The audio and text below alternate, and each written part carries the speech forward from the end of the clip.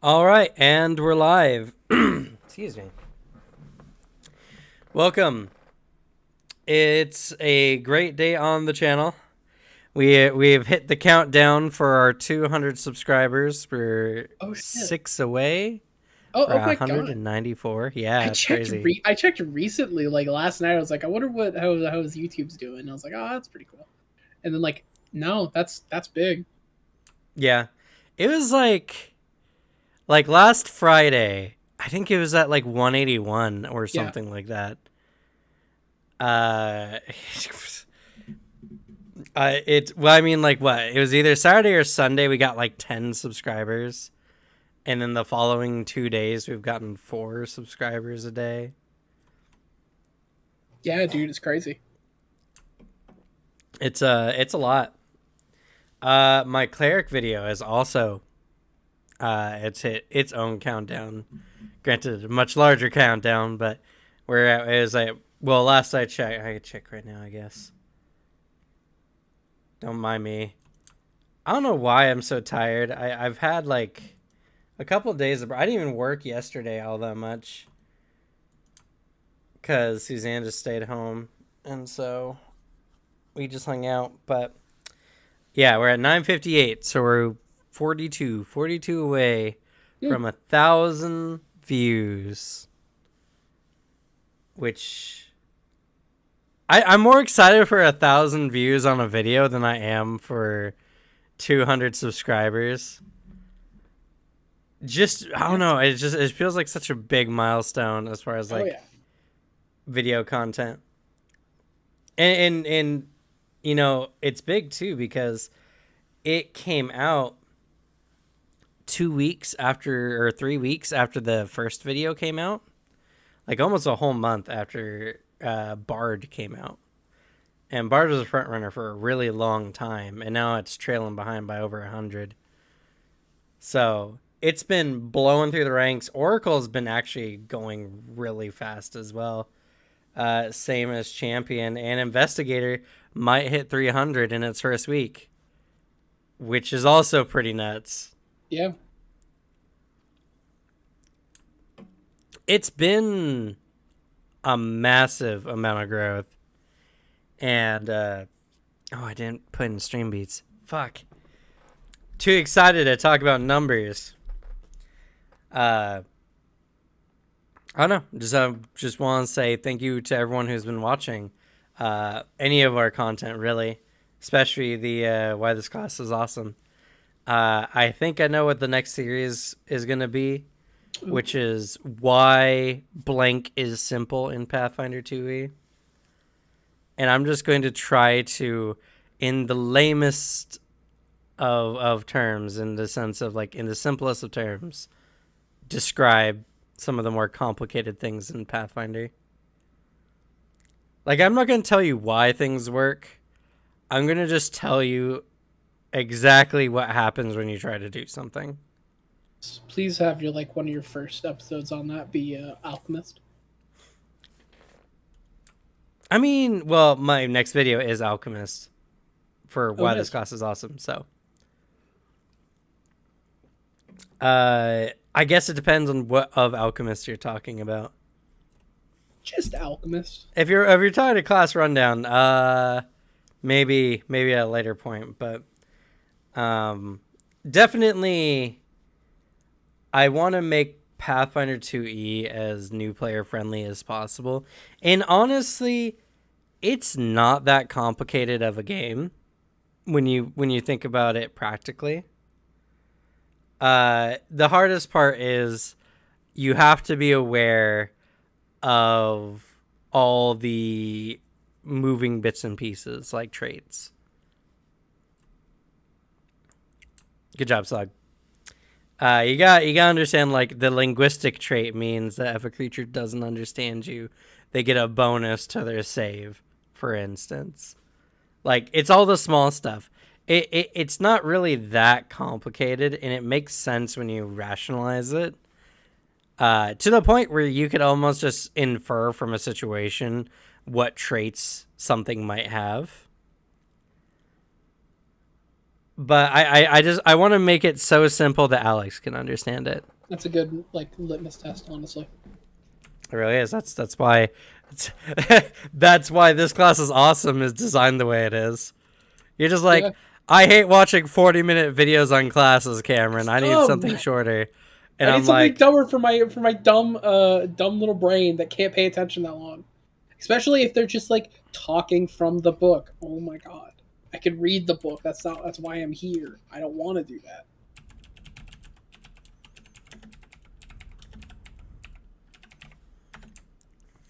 yeah. And so thus why this class is awesome was born, and it's driven me to success. So I've learned not to ignore the golden goose, no matter what stupid things it says. Yes. I'm the common man, Cameron. I'm a stand-in for the audience. I know what people want. I have a touchstone with everyday society. I can't complain. I can't argue. Cleric's about to hit 1,000 views. What can I say? I'm excited for you to send me drafts of your blank is simple. Be like, Alex, do you understand what I'm saying? No. I really should. I mean, I would recommend it because I would be a great like test subject for do you understand this thing? And if I'm like, this is fucking lost on me, bro. And like, I have to change that. Yep. But yeah, so exciting. And to be fair though, I don't even need to worry about that for the time being. I still have over half the classes to go still, because I've done Bard, Druid, Cleric, Oracle, Champion, Investigator. I've done 6 of I think 20 classes. And for all you know, by the time you're like getting close, they'll just come out with more. There'll probably be 2 more at the very least. So, like, content well is not drying up. If anything, the only thing that'll dry up is my work ethic. If I get too much on my plate, which I'm really trying not to do. It's just hard during the holiday season. Lots of family stuff. But, you know, I'm excited. And the more subscribers we get, the more views we get, the faster it's going to grow. Like I was telling Slug, we're actually we're more likely to get the new to 1,000 subscribers by June than not. Yeah, I would agree. Because if things go at the current rate, if everything stays the same and we get, you know, the subscribers at the same rate, it'll be in June or so, you know. But the thing is, if the numbers are going up that way, in all likelihood, the numbers are going to grow faster because there's more people. And the algorithm is going to be like, this is some juicy content here. Let me promote it. So we're actually more likely to get it before June than in June. Hell yeah. Hell, we got 100 subscribers in less time than it took to get the first 100. Like, it was like we started September like 5th or something like that and got 100 subscribers in like the same week of the 1 year. So that was like the 12th or something of October. And now since hitting 100 on the 12th, we're probably going to hit 200 by like the 7th. I can see it, yeah. Yeah. It's a lot. I talk about it too much. I feel like I talk about it too much. But to me, this is validation for all the effort I've put in over the last year Oh So yeah, it it's, feels it's good. new and exciting. Yeah. It's also just something that is just like, oh man, it's working. It's working. I don't know how, but it's working. Like if you're ever trying a big project and it just doesn't work and work and work. And then eventually you do something correctly and you're just like, oh my god, I can't believe that worked. Relatable. Anyway, on with the topic of this session here. So, I felt it was going to be a really interesting topic to discuss from my point of view as a DM, more frequently than not, and from Alex's point of view as a player, more frequently than not. About growing your character outside of your normal like character progression. So tabletop in general, I don't know why I'm explaining this, but I guess that gives context. You get stronger as you level up. Pretty easy, pretty simple. Now there's also like gear progression you can do where you get better gear. I love gear progression in Pathfinder, especially in comparison to 5e, because 5e has some decent gear progression. There's some items in 5e that can really drastically change how your character plays. Yeah. There's some character builds that were just completely based on an item that like they picked up and then they made it like their own.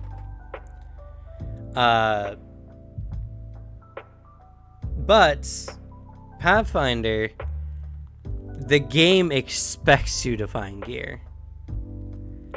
The game balances itself around you finding gear.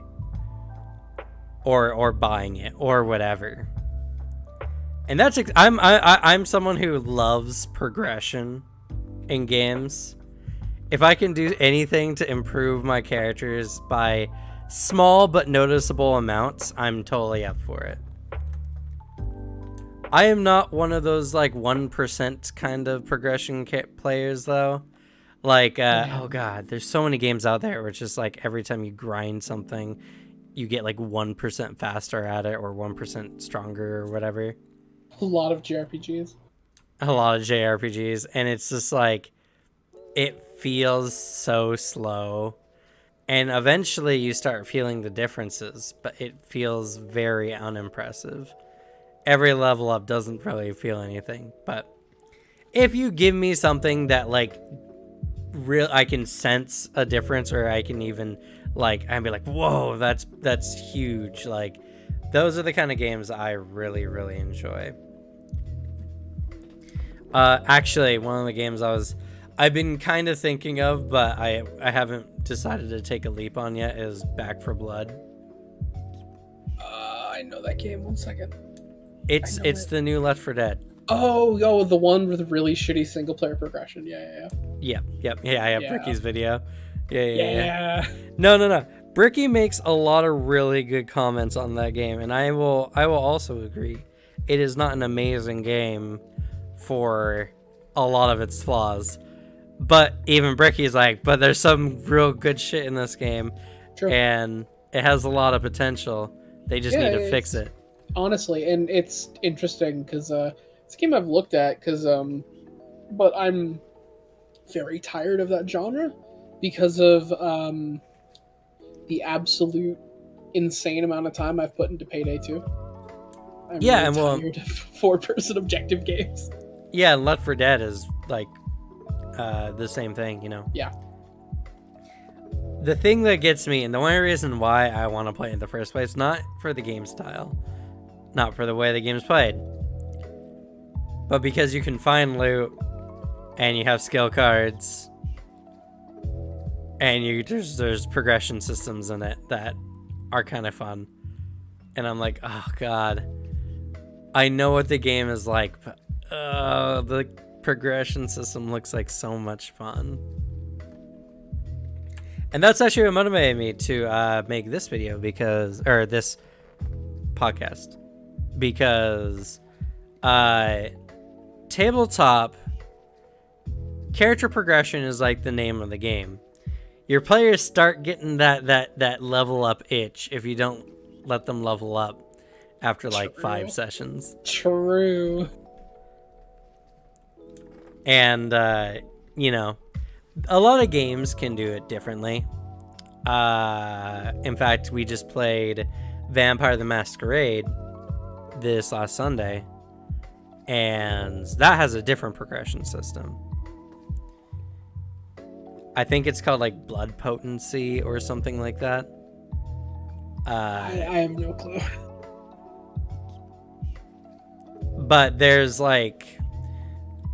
some games where every session you get your XP pretty much, but then you can immediately invest those XP points into skills, and you level them up by purchasing them with XP. You know, it's not as sudden as leveling up, but your character always feels like they're progressing, which I like those systems a lot.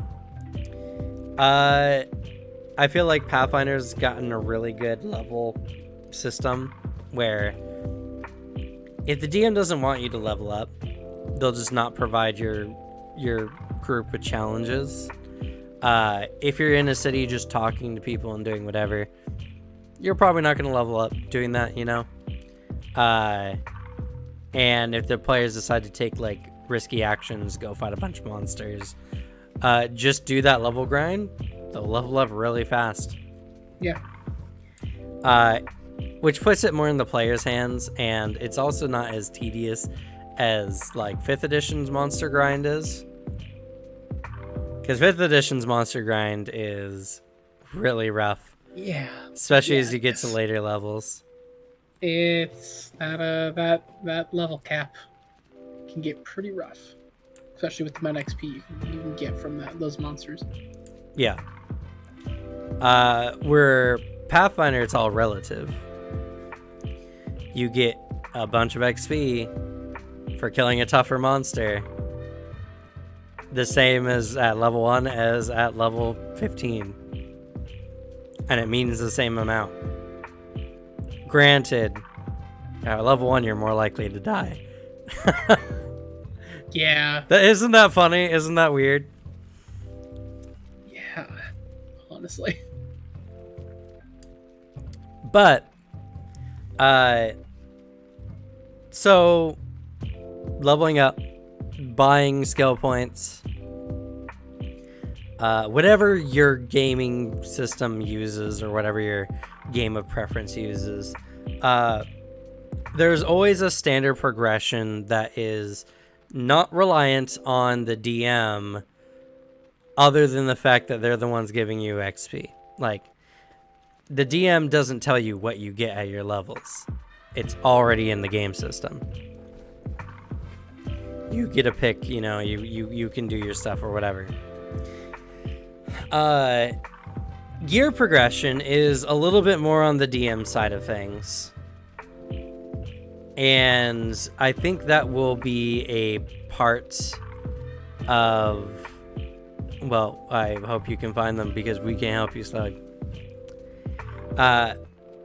Gear progression is a part of this lateral, you know, level progression we're going to be talking about in this table talk. But it's also, in some game systems, expected to happen. And it's kind of just a part of the tabletop RPG, you know. Looting has been as cool as it's always been since like JRPG games way back in the day. Even since the days of like Gary Gygax, you know, with like the Orcbane axe or whatever, you know, there's always these cool items that had some interesting effects.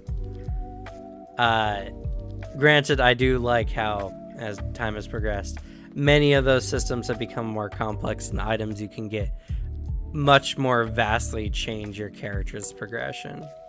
Oh, yeah. It's very fun, especially from player side, to get a weapon where you're like, well, that's my character now. This is it. Because I've been in that situation a few times.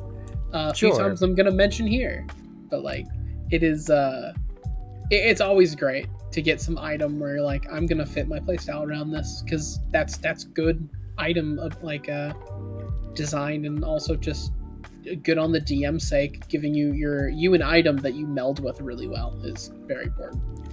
Well, actually, now's a good point. Like, give us an example of that. So example, there's the character I play in a home game. I have a bard warlock, and partway through the game, because I joined this campaign, it's like I'll be here for a month and then I'll go back to work. But then COVID hit, so I've been in the game ever since. It's been like a year in such on now, but a few sessions in, I got this magic item. It is basically imagine a magical instrument that has the similar properties as Venom. It's a symbiote like loot, or just a symbiote that attaches itself, consumes magic items or magic instruments, and then takes on their form or like properties. So by first feeding it a magic loot I started with, it got the spells my loot gave me, and then so on. I've gotten basically my character is now collecting magic items, so this one bigger item will just get stronger and stronger. I have some fun ones like fiendish guitar strings that give him a +1 to performance. I have stuff like this magic whistle that you can select who can hear it. So basically now I can use message, or like basically pseudo telepathy through my loot. I have a drum that summons dolphins. I have another drum set that gives me like dimension door, like shit like that. It is an item that I've now built my character around, just hoarding magic items so they can feed it to their big magic item and make it stronger and stronger as it goes on. No negative repercussions whatsoever. None. Literally the only repercussion is that it's sentient and speaks in Ubu talk, because Vale wanted to punish me. Just was, as like that was their retribution. But the problem is, I out of game hate Ubu talk. In game, my character loves having just a friend in his head. So, it balances out. It's great. And that's a very non-conventional item. And I think, and this is why you're here, Alex, I think that's the perfect, like, whenever someone tells stories of their D&D game, right, it's never the cool, like, anime shit, it's never the cool, like, super narrative Lord of the Rings shit, no. It's an Uwu speaking loots that eats other magic items. Yeah. Like, that's great. That's what I think a lot of tables have, those kind of that kind of content in their games. Like the weird goofy stuff that is really fun to you. But because I bring that up to like that story up a lot, like this magic item, to like tabletop friends, and they're all like, ooh, my sympathies. Yeah. I have another example where in our Tuesday game, a goblin character named Gamble Japes, all the players have these relic seeds, and they give them unique powers and abilities, most of which are just from the GM book. Our paladin has a lot of paladin-esque abilities, like once per hour their lay on hands can remove a wound, which is really, really good. Yeah. Our wizard just got the ability to fly. Handy for a wizard. They can just fly. They just cast it every time the spell goes. Like, there's no limit. And just cast fly an infinite number of times a day. Nice. Our rogue can use their pocket or their shadow as an extra dimensional pocket. And then there's Gamble Japes. And most recently, Gamble Japes got the ability to have their dead grandma be a companion, like an animal companion. Huh. Yep. Her name is Gammy. It's her grandma. And Gammy is a wild barbarian goblin, just like Gamble Japes, only on the chaotic evil side of things. But for some reason, and the players still don't know why, Gammy has to follow Gamble Japes' orders. There's some mystic force. Interesting. Yeah.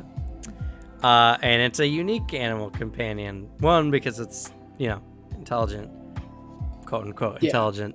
I doubt there's a goblin grandma in the DMG. And it's a ghost, which is even more interesting. Yeah. Because she can go through walls. She can't affect anyone, though, unless she's using a ghost touch weapon. Which they've gotten her a ghost touch battle axe. And, so interesting character progression. For a character build that was never intending to go into, like, an animal companion. Like, Gamble Japes is a spirit barbarian ghost hunter is the build, abilities against undead, get some interesting spirit barbarian abilities, some occult magic little things here and there, and now Gamble Japes can, as an action, command Gammy to get 2 actions, and I gave her a support action where Gammy, if Gammy or Gamble Jape strikes a target by the end of the turn, they become frightened 1. That's fun. It's really good. Yeah. And that's the thing. Now it's become such a big part of Gamble Japes' character because she's constantly talking to Gammy, who is just as much chaos, actually more chaos than Gamble Japes is. I'm curious. Who's in control of Gammy? Oh, I'm in control of Gammy. Okay. But and this is something I always point to good player cooperation. I'm doing a bunch of things. I'm the DM. I can't focus on every little thing at once. So Suzanne will just soft throw me Gammy, stop terrorizing the children. And then I'll be like, okay, Gammy time. And I'll be like, what? They were looking at me funny. And it just goes on like that, like the whole session, you know. Suzanne will underhand throw me a RP moment, and I'll provide it. And it makes for a very interesting story. And it alleviates a lot of the role-playing, forethought I have to put into each of my characters by prompting me to do so. She gives me a prompt, and I just improv off of that, and that's what I'm good at as a DM. And it's something I'm kind of teaching my other players. We have another character, Kyoko, who can see dead people, but not ghosts per se, just spirits that haven't quite traversed to the next life. Yeah. And so sometimes Kyoko will just be talking to no one in a room, or just vaguely staring at a corner in a room or something. It's great. Absolutely love it. Yeah, it sounds great. That's that's some fun stuff when it comes up in tabletop. I know I'm trying to do that. I'm trying to improve on that too, because it is very helpful to your DM if you can toss him a few improv low balls. Yeah, and it doesn't have to be anything difficult. It's much easier for you to prompt your DM in the moment to be like, oh, this is happening, than it is to be like, hey DM, so because of my backstory, I have nightmares, and I kind of want you to just give me some interesting nightmares. when you do that, the DM is like, oh god, now I gotta sit and think about giving them nightmares. Another On like thing they gotta write. top of everything they're doing. But if instead you're like, that night anyone around can hear that Jimmy is rolling around in bed. He's seems to be struggling with some kind of nightmare. And he keeps like calling out someone's name. The DM can be like, okay, I got you. Let's do that. You gave me a good idea for what you want to do with this scene. And you know, like that you can have those nightmares with your character and not be a burden to your DM. Yeah, just like toss story prompts almost. Like start those off because those are very helpful. Because that's another thing I did for our the DM Quentin for our Friday game. I basically gave him a bunch of story prompts for my character's backstory and like, you fill in some blanks. Because to be honest, any major event in my character's backstory, he was probably too drunk to remember. So he'll just bring things up, and then my character will be like, what the fuck, did I do that? Have to remember, oh yeah, I did. And it's fun to keep both of us on our toes like that. Because I'll throw him shit I've done in my backstory, he'll throw shit at me that I've done in my backstory. It's very fun. And so this kind of leads into the main topic, which is character evolution outside of your level ups. Gammy was something that, you know, I gave to Gamble Japes. It was kind of her level up, but it was kind of outside the normal progression. It wasn't anything that Suzanne chose. It was something I added. And it came from a lot of her thinking about her family and Suzanne like joking, showing me that grandma, like, quit praying for grandma, she's becoming too powerful. If anyone that actually would come true, it would be Gamble Japes. It would be Gamble Japes. And you know, and I was just like, okay, I think I know what I'm gonna do for your level up for your relicsy, which is gonna be a lot of fun. And I threw that in, and Gamble Japes' character is now like completely changed, becoming a lot more social, a lot more active in the gaming scenes and everything like that. And the more Suzanne chooses to interact with her grandma, the more, you know, more stuff she might be able to do with it. It's great. Yeah. It's one little nudge. And I know many times providing my players with something and they turned it into an aspect that really suited them, and it was again outside of the level up, and it was dependent on them role playing the actions or looking into it or doing something, giving me something to work off of to improve the narrative. One of the best examples I have personally of something I gave my player that pretty much redefines the character and completely shifted them from one thing to another was in an anima game. I gave one of my players a Sheely familiar who normally can't have it. Yeah. Yeah. It did. And it was a unique familiar because the player had a elemental core of earth and fire that they claimed from a creature which was literally known as what was it? It was like disaster of nature or something like that. Yeah, it was like the embodiment of like catastrophes. Yeah. It represented like earthquakes and volcanoes and such. Nature's Wrath, that's what it was. And they had its elemental core.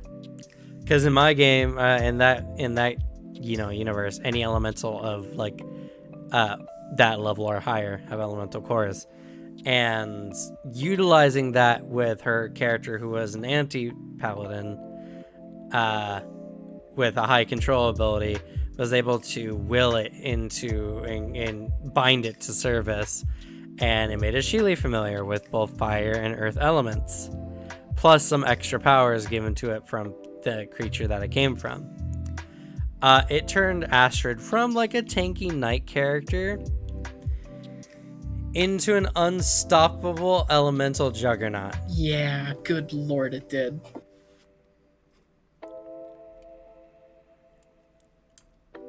That completely changed the character.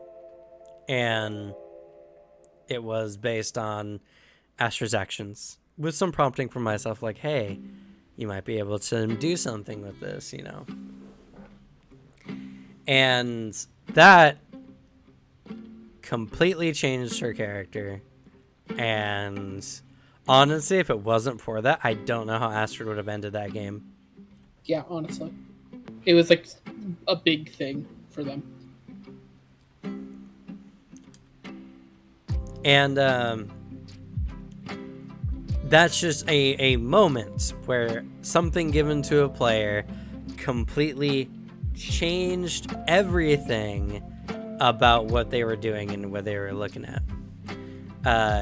Even, like perspective level ups. So with that in mind, it's always something I try to keep on like my list of things to do, which is look for things to give my players that they've either earned or moved in the direction of, to reward them for expanding their character, or to make the game more interesting for them. Do you have any other instances where your DM really changed your character and it wasn't something that you kind of did with your own level ups? Well, speaking of that same anime game, I will say, actually, literally the first thing we did, the session 0 we had, completely changed what my character was going to be. Because when my character Garvey, bless his name, rest in peace, we did this little session 0 where he was running through a city that was being just completely glassed, essentially. And that was our way of like figuring out what the character personality was, what possible classes they were going to get in the future, where they ended up after this massive event, and also like what skills they were like naturally trained in.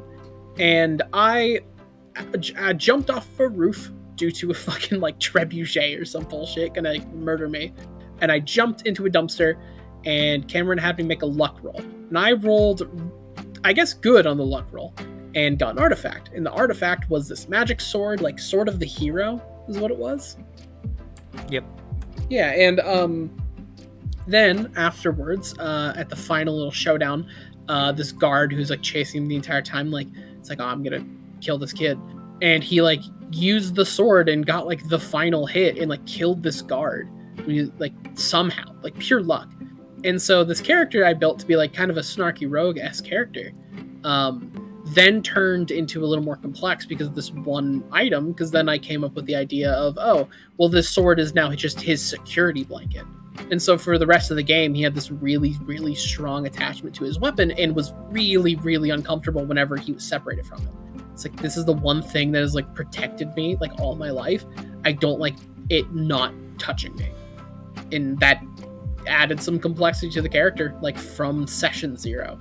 What would just been probably a normal rogue if I like, honestly, I didn't get that sword. Because then I wouldn't have come up with any of the more other insecurities or like fears that character had that I think like made him a lot stronger of a character. Okay. And now I'm not someone who's a player that often. So it's not something I have a ton of experience with, but I've definitely been on the other side of things where I'm thinking of character progression and things I want to do to change the player.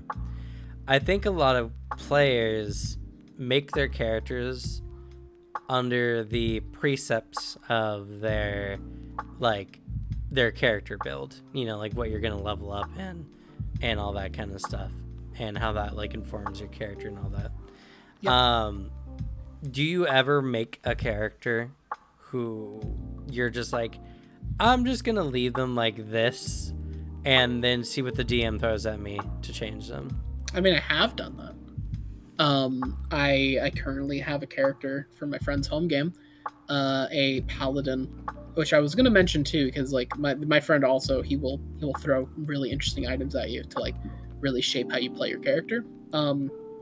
My character is an Oath of the Watcher paladin from the Tasha book, and in his world, he is part of an organization that is like, his entire job is to prevent the apocalypse from happening, and they've been successful. And now they're currently on another endeavor like that. Imagine basically SCP Foundation mixed with like fucking Brotherhood of Steel. That is the vibe, to the point where they've created their own god. So they have a synthetic god that they follow, and the way I've always like structured it from this information is whatever a character thinks divinity looks like is what people will see my character doing when he smites. Like, that is what you'll see, depending on whatever your flavor of it is. To my character, because it's just his personality of kind of being it's kind of just a douche, just really hard set on his mission and like very practical and in the moment. He sees nothing. He sees nothing of divinity because he understands completely that this is a one-sided relationship, that he is getting power from this thing, and that is all it is. There's no divine power. So he just hits things harder and doesn't see anything. But yeah, I'm currently waiting, because after this one story arc, my character's probably going to change, because we're going to interact, like the whole party's going to interact with his society, like his secret society that he's been like talking to, doing cryptic shit with like the entire game. And so now they're going to meet them, and it's going to really see like the party's going to see the environment he grew up in, to see like why my character ended up the way he is. And then we're going to see how the character walks away from it, like seeing his organization at like almost its kind of edge, and seeing like if he's going to push back against it or really fall in like harder. We will see. That is at least like the one time in memory I've created a very basic character and then changed it in the moment.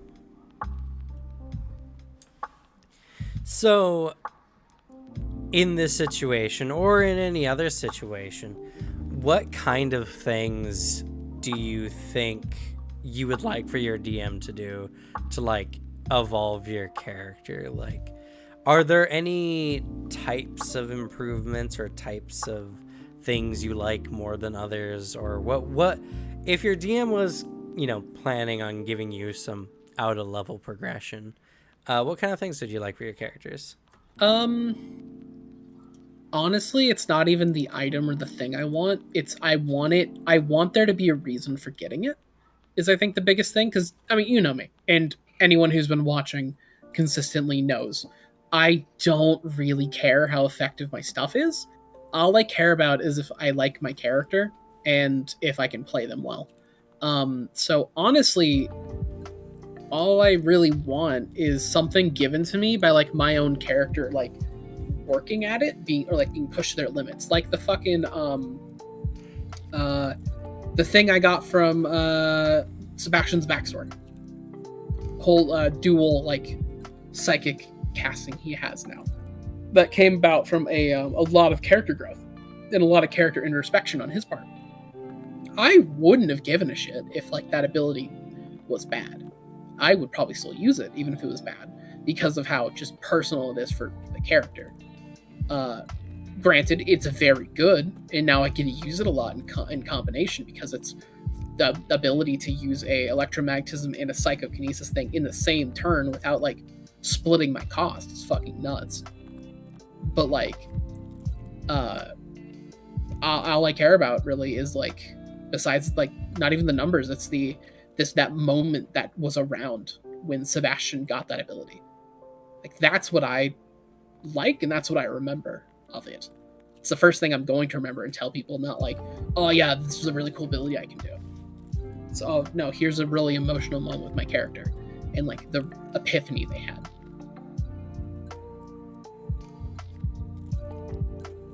So you like character growth or evolutions that have a very significant meaning to your character. Yep. What's the difference between that and just, you know, like normal character growth that doesn't involve you getting new powers or abilities or such?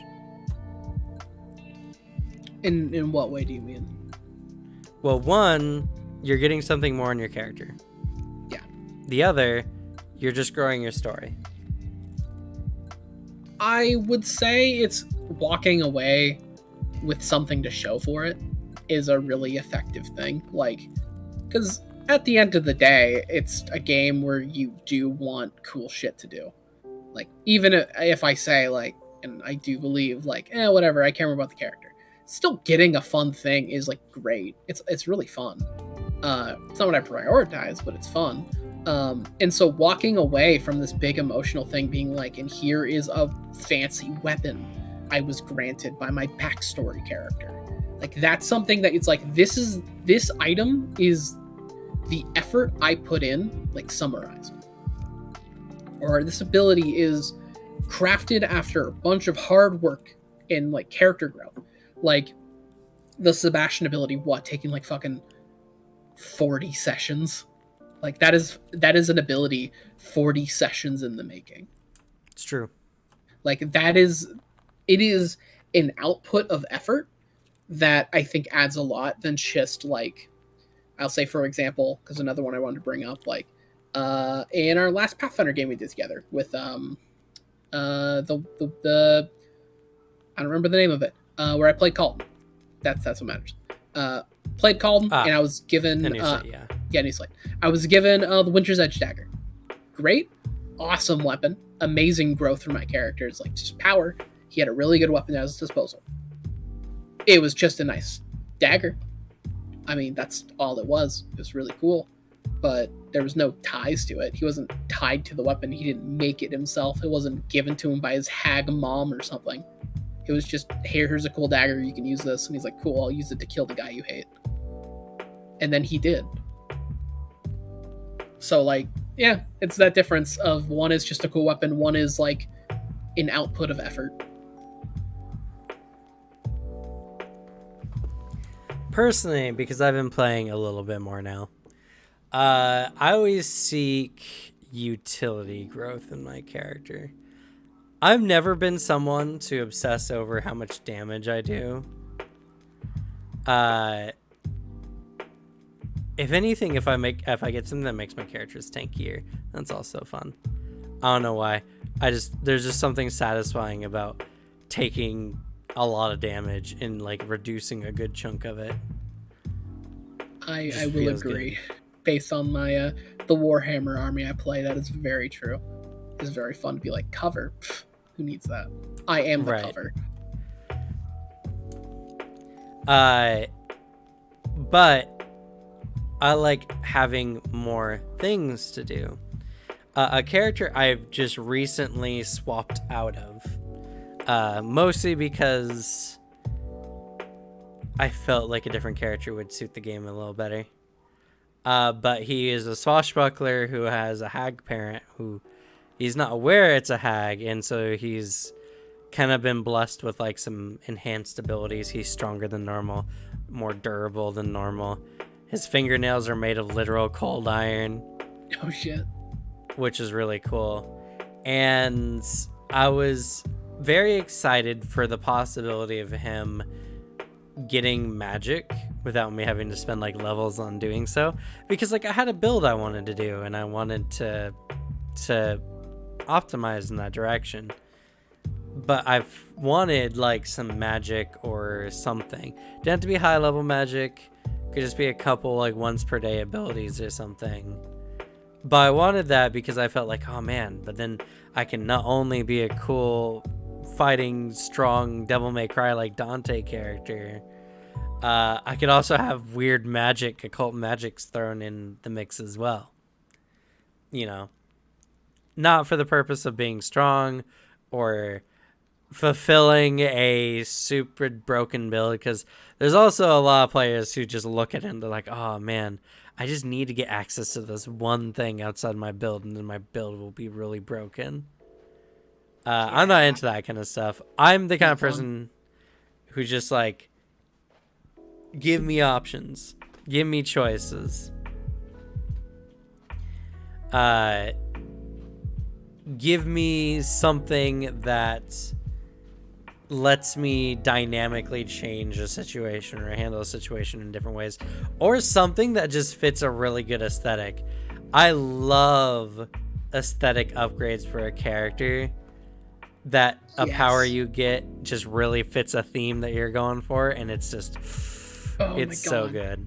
Yeah, like fucking Sebastian. Now he is like a paler like skin tone. Didn't his eye color change a little bit too? Did we say that? No, that's just what happens when he gets possessed. That's true. Because now it's a thing of something I was already thinking about doing, and now I'm definitely going to do. I will be getting updated character art for Sebastian down the line. And so I've been taking into account like his character changes. So like when he comes back down the line, there will be an art representation of him like fucking time skipped. And I'm excited to see the difference between the two. Yeah, and you know, as someone who loves playing MMOs personally, especially because I kind of started playing a little bit of Lost Ark now that's in its open beta, which is this really popular Korean MMO that's been really, really successful over there. And Korean MMOs always have crazy ass like armor aesthetics and everything you get at higher levels. Yeah, that is very true. Sometimes it's a little too much for me. Sometimes it's just a little too extra. But then they also have really, really good like aesthetics that they make. It's super funny actually. I was just playing today, and what motivated me to get into the open beta, which wasn't that expensive, it was like $16 or something like that. Or closed beta technically. Was I thought there was an interesting like Magus style character, because they could cast spells and they had sword skills, and they mixed the two together, and I'm like, oh, that looks super good. That's such a fun aesthetic that you just don't get a lot in games, which is super crazy. And the person who had it had like this glamored armor that just looked like a nice suit jacket, and kind of had that kind of like nice suit apparel, but more, you know, combat-y. And I started, apparently it's the paladin class in the game. It's a fighter subtype, and I love playing it though, because it is just a mix of really good weapon skills on top of like magic abilities. And then the game's also fun because you can invest points in your individual skills and get special abilities. There's like a thrust attack that you can do that like does like a line of damage, and it staggers enemies a lot. And I got an ability that makes it where that ability like cancels itself right after you do it, so you can combo into another action immediately rather than playing out the whole animation. And it flows really well, and it feels really, really good.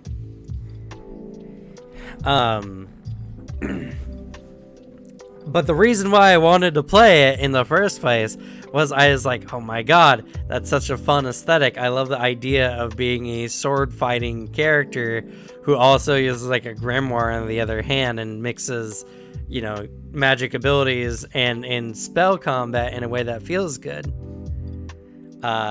Many game systems struggle with that because of the balance of like, well, do we make him like a caster or like a martial character? Yeah, not many get a fun, like, really great blend. Video games do it a decent amount, but, like, it's never well done in tabletop. Yeah. Magus is pretty good in Pathfinder 2e. It doesn't still feel the same. You know, you want that character who's just like slash, slash, kick, you know, and then suddenly turn around and blast someone with the, you know, with an open palm. The Magus is like, all right, I'm gonna hit you with a sword, and it's gonna hurt a lot because it also has a fireball in it. Yeah, man. Because I just want to be able to play like a Geralt-esque character in that way of like mixing sword fighting with like minor magic that can just throw out. Yeah, that's what I want. I just want to do like a sword combo finished off with like some kind of magic effect. Yeah, or Dishonored, like Corvo, just fucking rogue with magic, but like well mixed. Because there's magical rogues, but it's like never. I don't know. It's never fun. Yeah, it's you just don't get that flow to it.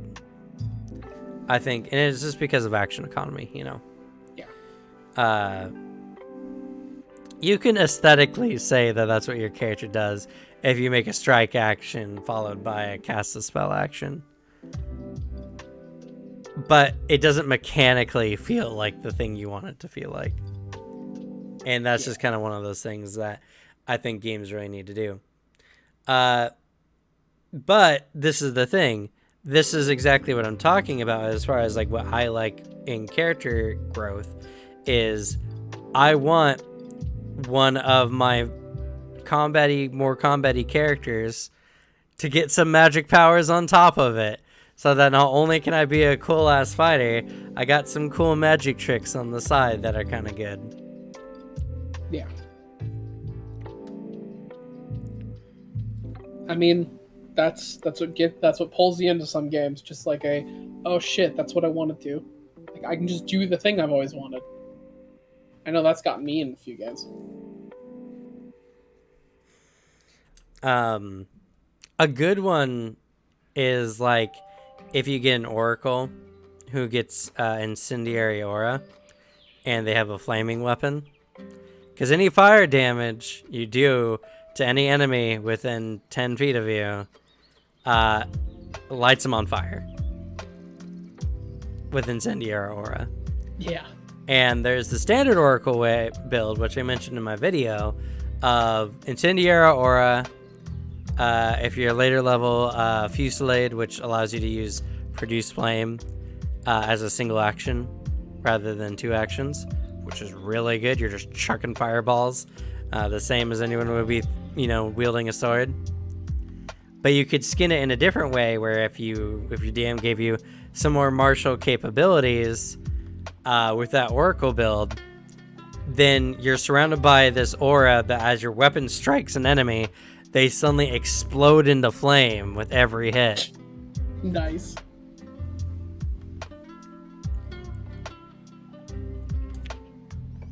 And it's stuff like that, where if your DM can facilitate something that not only makes your character better, but fit an aesthetic you really like to, and really like, because there's a moment. Oh yeah, I got sidetracked so hard. There's a moment where your character's a normal adventurer, and then they become epic. It's like you got your good gear that gets you through most of the game, and then you get to the end and you get that really, really good glam gear that just makes you feel like a badass. Oh yeah, the like end game shit where like, all right, I'm one-shotting everything. Like that was hard. Like everything is now trivial. That cool shit. Well, not even just like trivial, just like you just get something and now your character suddenly fits like a heroic aesthetic. Yeah. You know, you're no longer someone who's just doing whatever. You're like, oh, that's the Flame General, you know. That's the Ice Lancer. That's the Medic of Death. You know, shit that gets you titles in games. Yeah.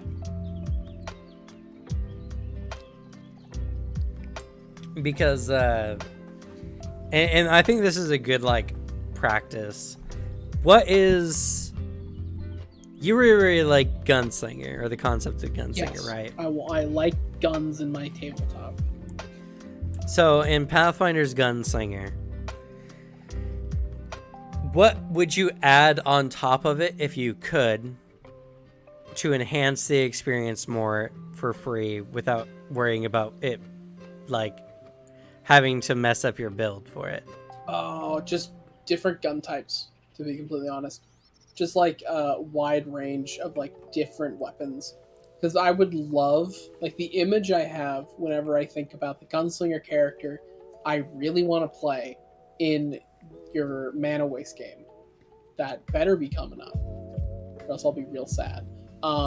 Is fucking my preacher character, fucking like wearing the collar and everything, like leaning out of the side of a Mad Max buggy with like a lever action shotgun, shooting into another buggy and doing like the Terminator 2 spin reload. That is what I want. I want to do that. And whatever I can get to do that is what I want. That's fair. That's fair. So it, like, if, say, me as a DM was to be like, hey, you now have like an inventor weapon with a couple modifications on it to change how it works. Because the mod, like, if it's been a while since we looked at it, but like, for instance, one of the modifications is your weapon can be 2 weapons, and you just use an action to swap it to a different weapon. Oof. So you could have, for instance, your sniper rifle, and then you can like unhinge something and pull the barrel back, and it turns into like a pistol. Yeah. Oh, that would be fun. You know, and it's just something that it's like, it's been given to you. It's been added on top of your character. Like, that's the kind of stuff that I want to do as a DM personally, is I want to give you, I want you to play the build that you want to build. And then I'm going to give you something on top of it that makes it even better. Yeah. Which is a good mentality going into it. Which is why I'm a fan of your game so much. Like, that's one of the other reasons. Besides very good narrative, like, games. Just like, oh, I have this build I want to do. Cameron's going to make it fucking awesome. And I do my best. Yeah, and all my characters feel properly like I want them to be. So, good on you. But like, oh my god, if I could have a revolver that I just like slaps like it into a frame of something else, like slap on an extra bit, and now it's like a lever action shotgun, I would like that. You should do that. No, I got a better one for you. Okay. You got like a revolver, right, with the chamber or whatever. Yep. And you can just use an action to like eject the chamber and slap a different chamber on, and you just get a single shot grenade. Oh, you're just saying I'm gonna get the Judge Dredd pistol then? Mm-hmm. One solid pistol with a bunch of like ammunition types. Well, kinda. It's just more like you get that, you know, that psh, psh, psh, and then suddenly you just slap in the grenade shot, and then you just launch it, just poof. Just fucking thunk. Man.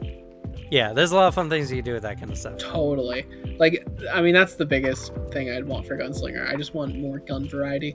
And also the cool thing is they actually have like an in-game section of like adding different guns and the rules of like how to do it. Like adding more modern weaponry, like World War II era shit.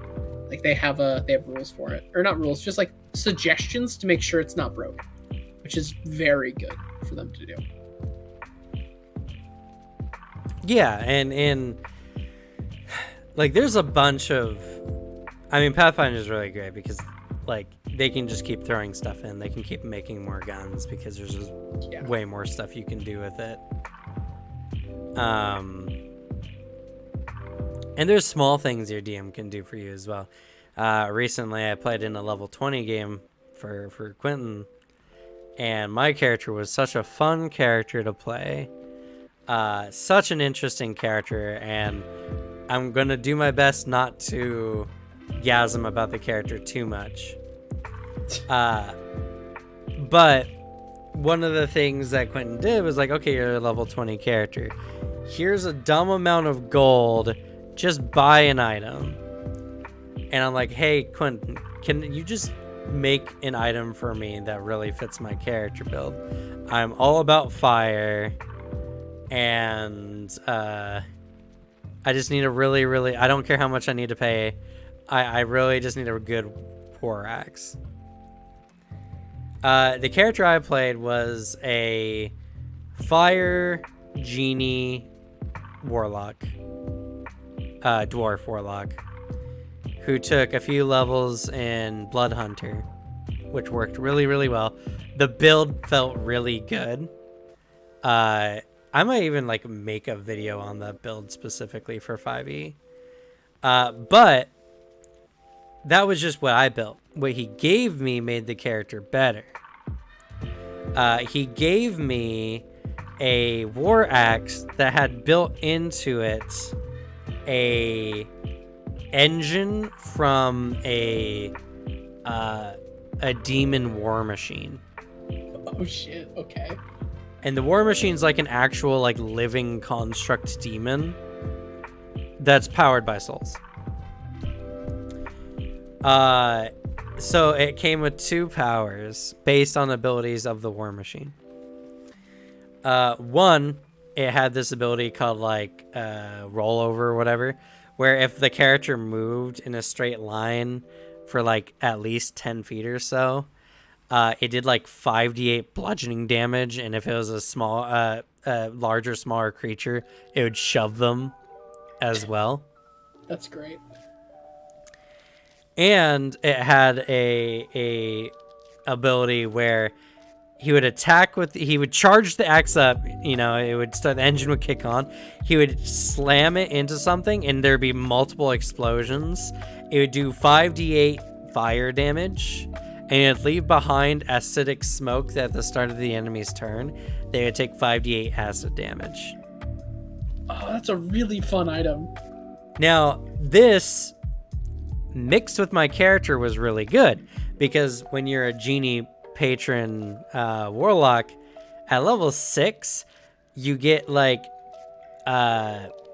you get like some genie like abilities as far as like elemental abilities in a sense, and you get the ability to fly at level 6, and you can do it a number of times per day, equal to I think like your charisma plus half your level or something like that.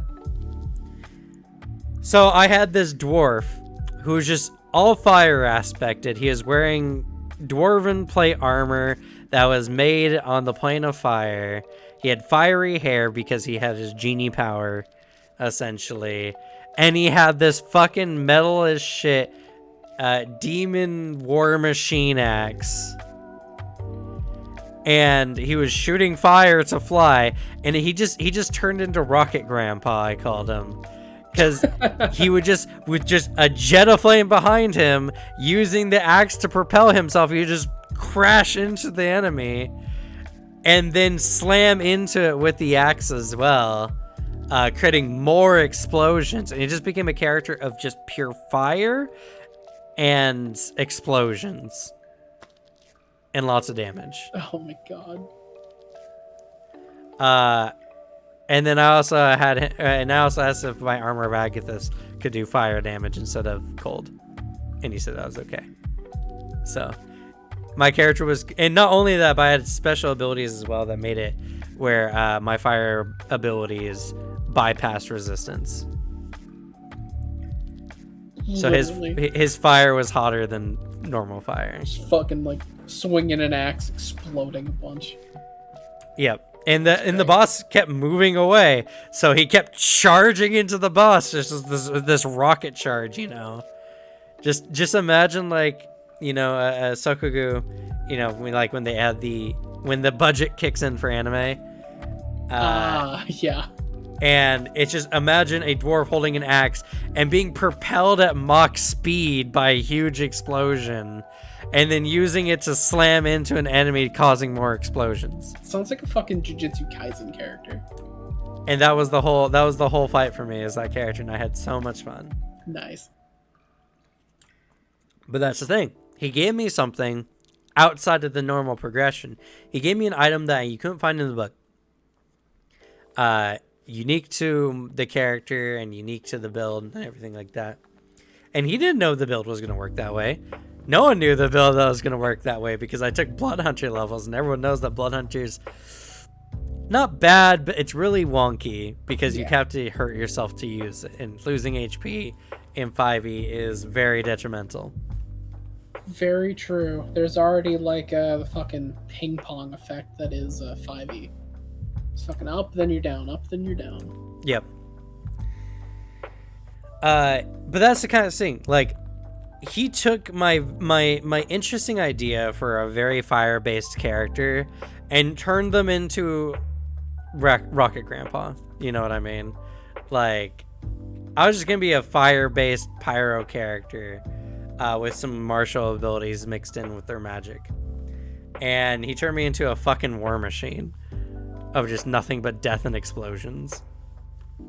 It's great. Yeah. Changed the character aesthetic and made it really good.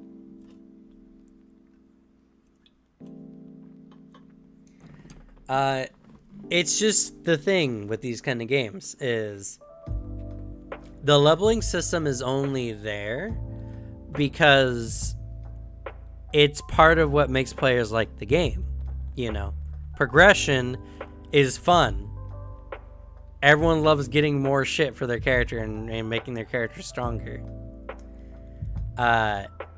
It's there so that the DM doesn't have to be like, okay, you've been working on this action a lot. I'm going to give you more, skill in that or whatever. Like, I can't even imagine having to run a game and worry about improving my character's individual skills and abilities as the game went on. So the leveling system is great. But what's even better is when you have these players who are on the leveling system doing a really fun build, and you give them something that either changes their character completely or fits their build to a T and really brings forth the thing they wanted to do. Sometimes there's just that one thing, the image they have in their head of their character whenever they think of the concept, and there's just that one little item that'll just let them do it. Sometimes you don't even know your character's missing something. Nope. And then you get an item and you're like, oh, my character just became way more cool. I mean, there's the thing with our old Out of the Abyss D&D like campaign. The my paladin started out as a sword and board, like really good shield and a good longsword, then turned into a dual wielding smite machine. Just how many attacks can I pump out in a turn? And adds then like how many smites can I pump out? Like that completely changed because I got a nice weapon and then I got a dagger. So I was like, well, I want to fight with both of these. And then it evolved. Got some nice permissions for I got the dual wielding feat later on. Was able to properly dual wield. Then by literally the last fight, I had my full restored dagger. That was like a shattered magical sword, like longsword. I had 2 longswords just swinging around, smiting things. Became a force to be reckoned with, and it was all because just some magic items I got. Completely changed my playstyle. Yeah. In that same game, I didn't think, I didn't know what I was gonna do with Nikos, honestly, and then Devin's like, hey, want to make a deal with the demon? And that completely changed his character. He went from being kind of like a asshole-ish wizard to a true villain, honestly. Yeah, charismatic, intelligent, and very perceptive and insightful. And then he just didn't care for anyone else but his friends. To a very terrible degree. Yeah. But it made Nikos just better and more developed, and that was, I got stats outside of leveling up, so that's kind of the qualifier, and it had a whole bunch of story stuff attached to it. And that's another thing, if your DM can give you improvements that are not only great for the mechanics of your character but help increase the story the story quality of your character, that's golden. There's nothing better you can do as a DM than that. Make your rewards impactful. It's fun to get an item, but it's even more fun when that item leads to something or means something, like in obtaining it.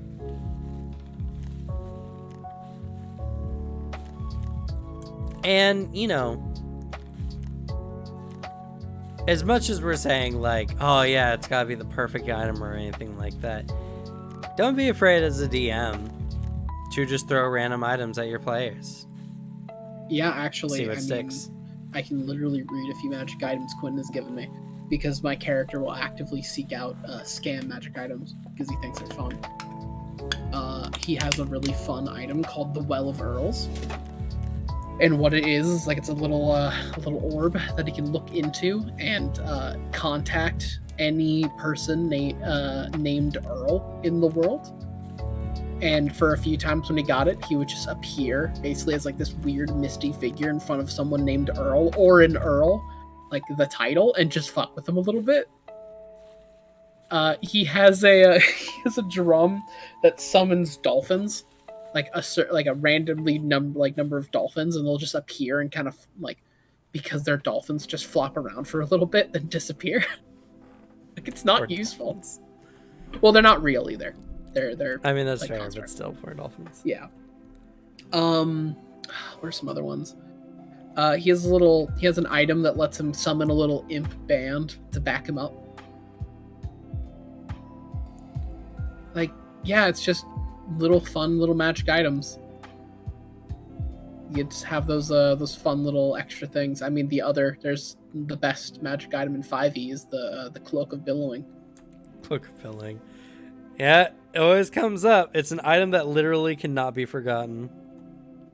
Your bard will get a Cloak of Billowing somehow. Even if he didn't tell you, he'll have one. I love the fact there's just a little dial on it that you can just turn up the billow or turn it down. It's so good. It's so good. I love, as much shit as we give 5e, I'm not as big into their artifact weapons or like their big shit. I love their minor magic items. When they make like minor, like non-combat, like out of game or out of like combat magic items, they're really fun. They have some great ones like that aren't, artifact weapons or whatever. Yeah, and like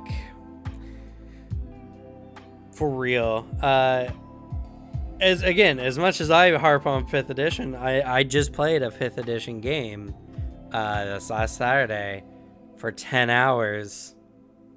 Good lord, guys. I know. That's why I skipped out on Anima on Monday. I was like, fair. I played all day Saturday, played half the evening on Sunday. I've had just nothing but RP for like the last like 5 days. Oof. I think I need a break. That is fair. But I really enjoyed myself. It was a really fun time. The character build was a lot of fun. And, 5th edition has a lot of good things going for it. Do I think it would have been more fun in Pathfinder? Yes. But that doesn't mean it wasn't fun in D&D either. You know what I mean? Like, because D&D is what it is, and the DM had so much experience with the system, it was a really, really fun time, and I can honestly not say it wasn't. Pathfinder, I think, just has a lot of really good systems that makes it really easy for your DM to make your games really, really fun and interesting. But 5th edition is a fun game, and honestly, before Pathfinder 2e came out, I loved 5th edition. Played it all the time. Ran it all the time. Yeah. And there's a lot of fun things you can do, and because the game is so simple, it's really simple for your DMs to throw stuff your way that makes your characters work really, really well.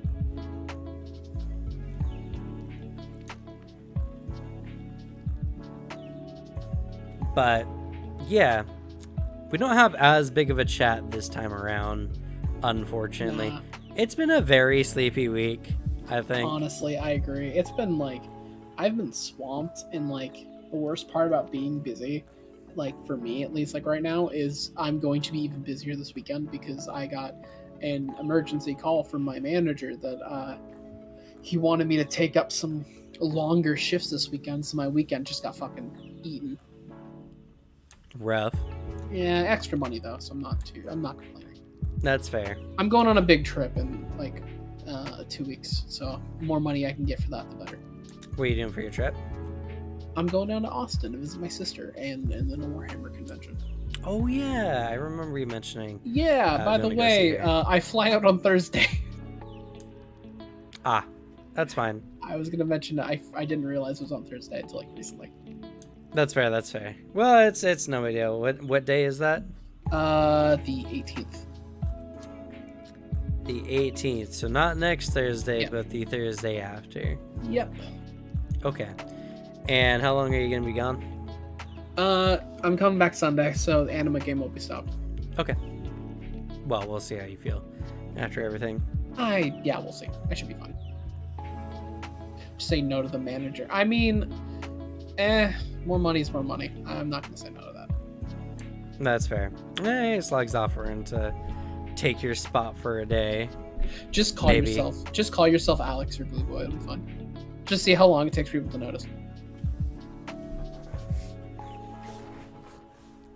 We'll see. Maybe I'll think of something fun to do for that day, or something. I don't know. There's a lot of things to do. I'm also super. Like I said, I don't know why I'm so tired today. I mean, I got up at 4 a.m., so it's getting to the end of my day here.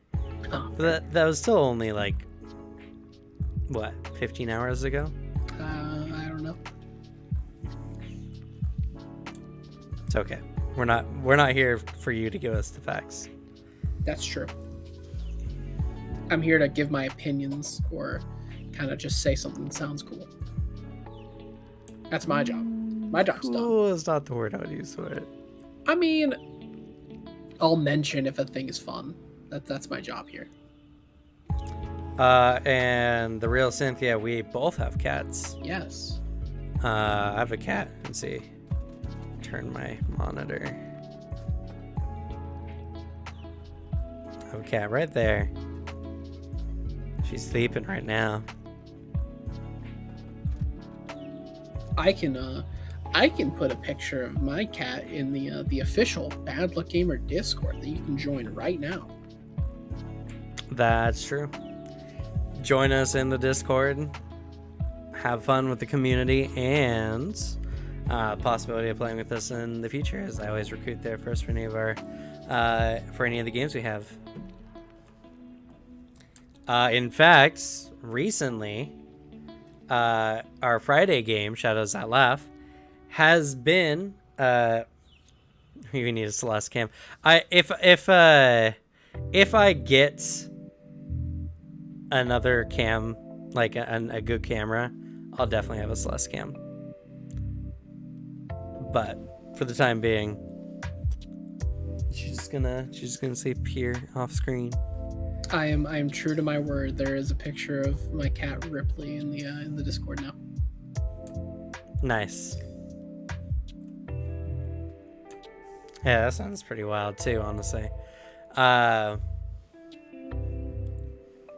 But yeah, I don't know, I've just been tired. I guess it's getting to the end of my day, which is bad because I actually need to like work on my video because I didn't do it yesterday. I'll probably just go to bed and then work on it when I wake up at 4 in the morning. I mean, I actually get that because I just wrapped up like the full or most of my pre-production for another film I'm making, and oh my god, I'm creatively drained. I just need a little bit where I can not think creatively. Yeah. That's why I've been taking these last few days. Be like, just no tabletop. Just no tabletop. I love tabletop, but it can be a lot when you do it 6 days a week. Yeah. Been So- there, man. Been there. Yeah. You had to leave our Tuesday game just for that reason. Yeah, it was a bit much. Y'all out there listening present or listening in the future, limit yourself. Don't go overboard. Don't get so invested in a hobby that you start to hate it. Don't do it. Yeah. There's literally always too much of a good thing. Yes. Just Too much of a good thing is being part of 7 campaigns in like every week, and you have 1 day of no D&D. yeah. It's pretty rough biz. Honestly, I struggle with anything more than about 3 or 4 games in a week. 2 is like 3 is my max. I found 2 is like my happy amount. I like having 2 games in a week. At my current pace, because I have 3 games I run, and then 1 I'm in, 2 I'm in. I think it's a little much, but I make it work. I'm too interested in seeing other people DM to like give up any of the games I'm watching or in.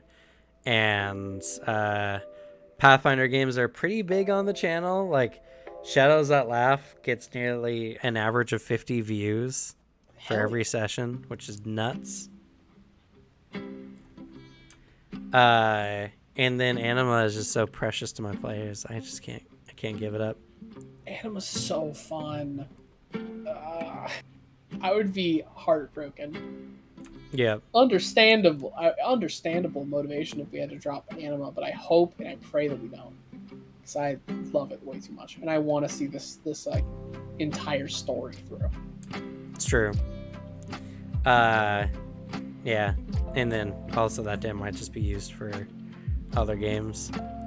We'll have to see after Cradle of Crypt. We'll see if it gets like turned into a variety slot for a little while. Or what have you, you know. It's unfortunately it's the slot that I give up the most when it needs to happen, or other people do. But I do want to finish Cradle of the Crypt. We're so close to the end. We're very close. We're got like 15 sessions, maybe most. Yeah. And that's probably not even near that much. We'll have to see. It depends. The next session is going to be a lot of fun. Hell yeah, it's gonna be great. And yeah, if you want to see lateral character progression, please check out Anima. Please check out our Cradle of the Crypt games. Anima is such a great system for giving your players more stuff, because the level ups are so particular. You have to invest very specifically in how your character is built to do it right, that anything your DM gives you on top feels amazing. There's so much like good things you can be given, there's so many options to give somebody, like as character progression, character rewards, and all that. There is a lot. Anima's so cool. Anima's such a fun system. It's so weirdly designed, but I love it so much. The actual character creation, the variety you get, everything about it is so cool. Except when it gets hyper weeby. I don't like it then. I don't like the Yeah. hyper anime aesthetic it does. I finally have synthesized or broken down to its base components why Anima is so good compared to like other game systems, or at least why y'all like it.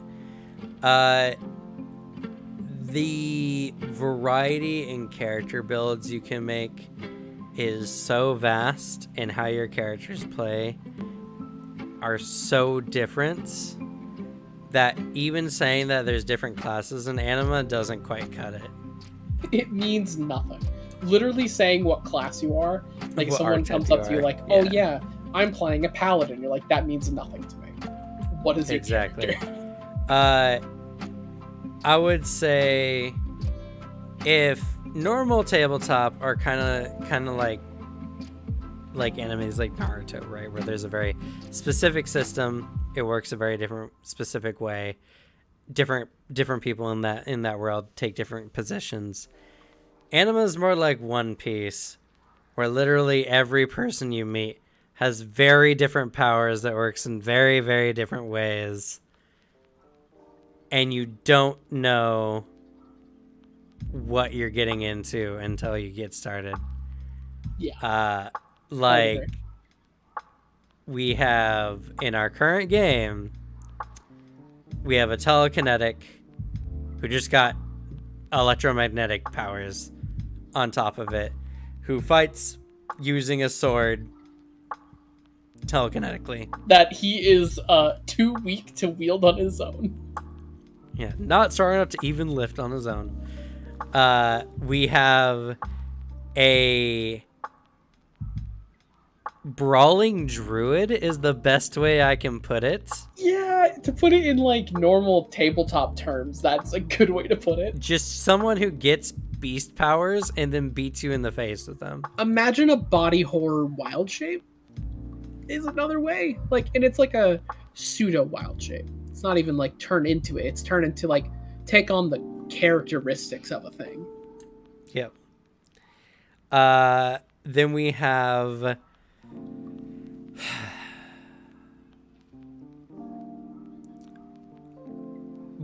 a Viking if you put them in Dragon Ball Z. It's a great description.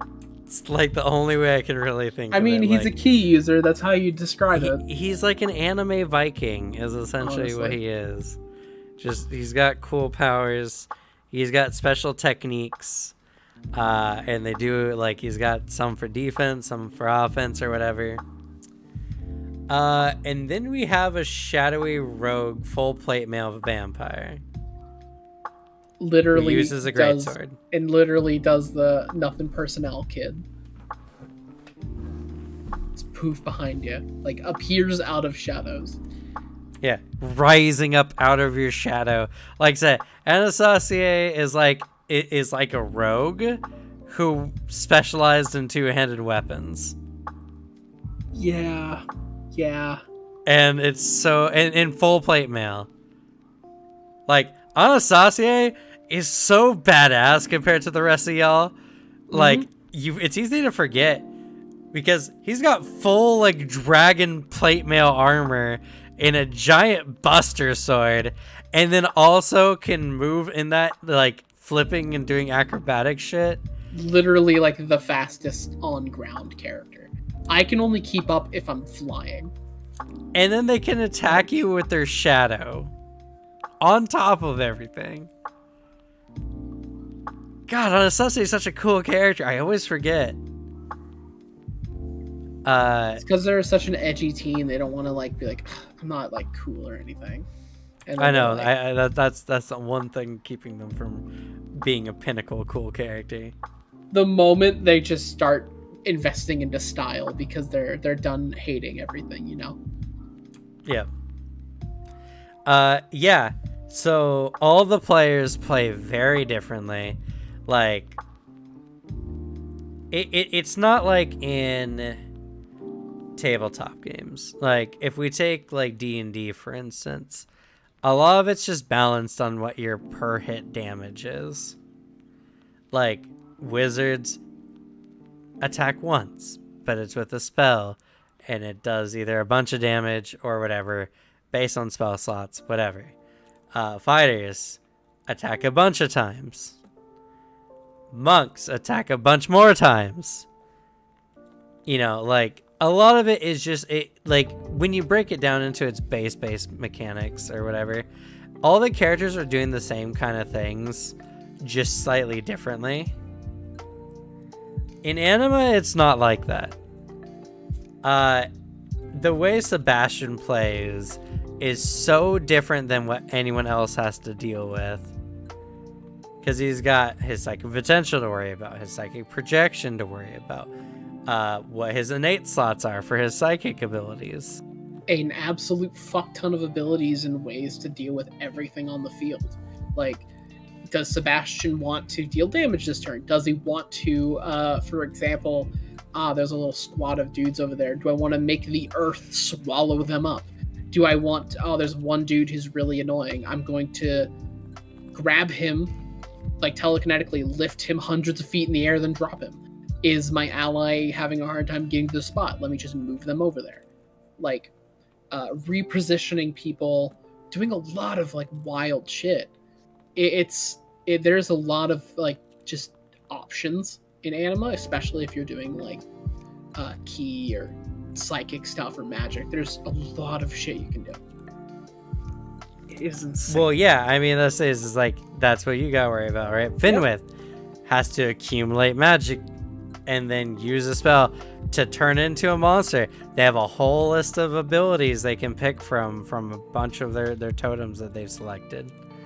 And, you know, whether it's turning into a gargantuan-sized creature with massive amounts of strength, or a burrowing centipede body horror monster, or one of their favorites, a giant owl form with giant buggy eyes, mostly human in all other aspects, and wings.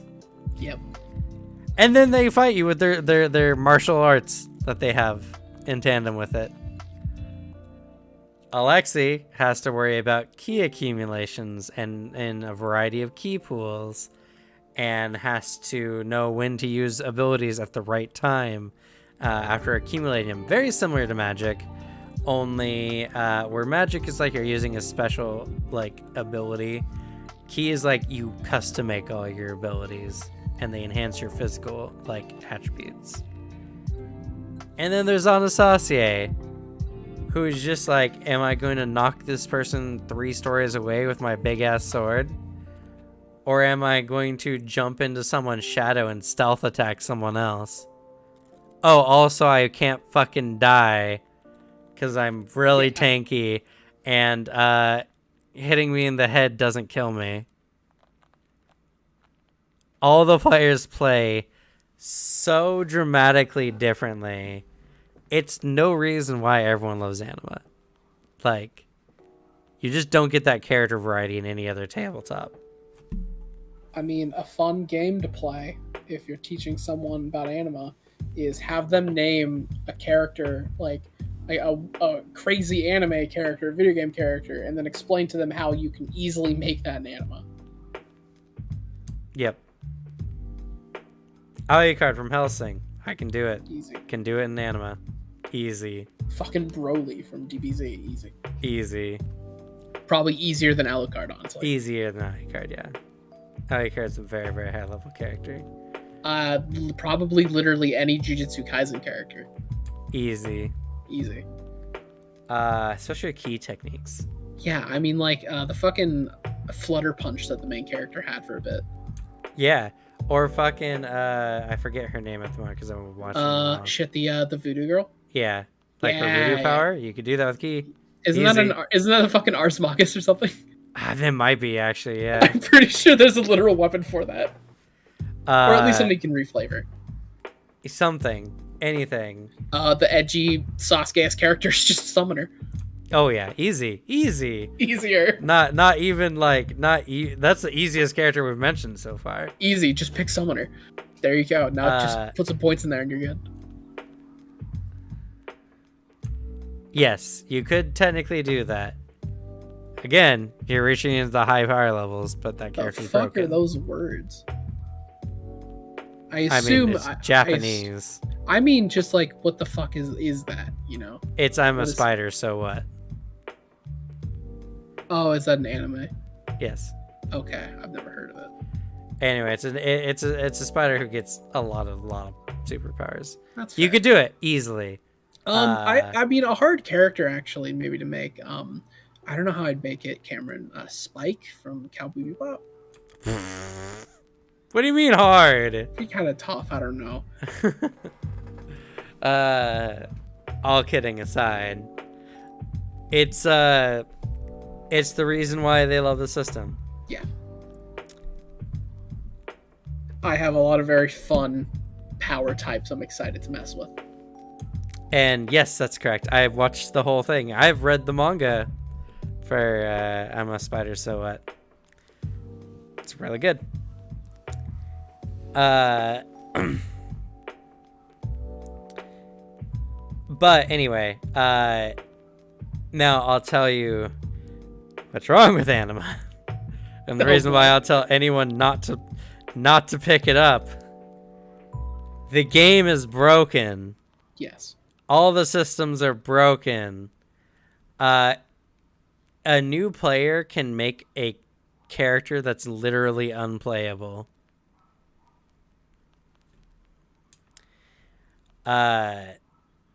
Easily, you can make a character that's literally unplayable who doesn't scale with how the game is designed or anything.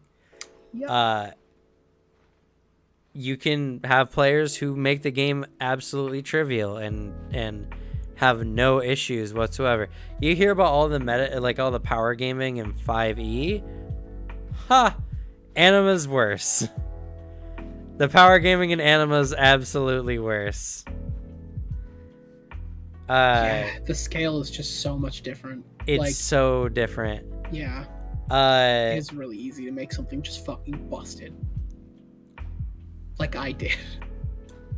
Yeah, well, that wasn't even you, really. That was No, I just wanted guns. You just used what was already in the book, and it just turned out to be really good. I didn't even make my own techniques for it. I just took what they gave me.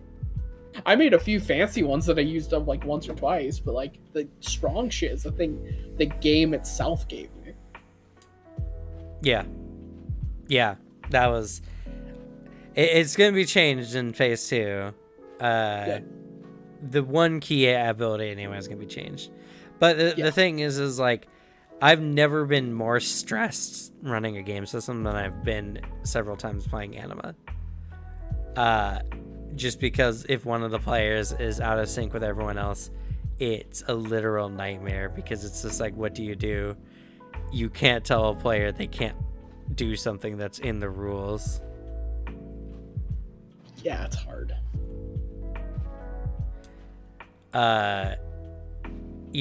It's just like, what do you do as a DM when a player is obviously making the game not fun, but they're playing by the book? And I guess like in 5e, yeah, you have that kind of situation in some cases as well. But in Anima, it's too easy.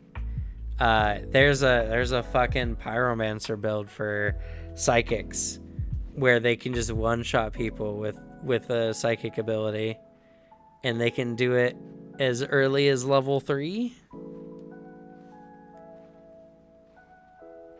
And what is this build in detail? So, like, just no reason. Now is not the time, but no.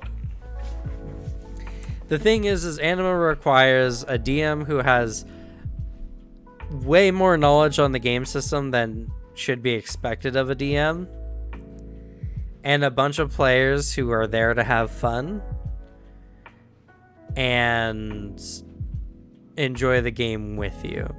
Yeah. And also don't make bad builds that just don't work because they're quirky.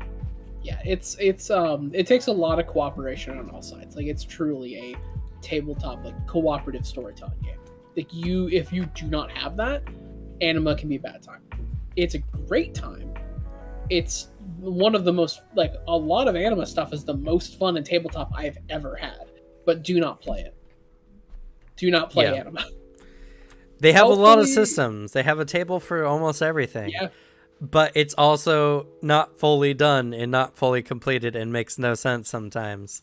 Hopefully that changes, because I know they're possibly coming back, but who knows? I hope they just come back. They should just make another video game, to be honest.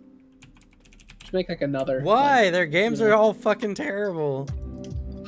They should just make another, and just maybe make it like, put a game on the Switch or something, like a sequel to their Wii game or whatever it was.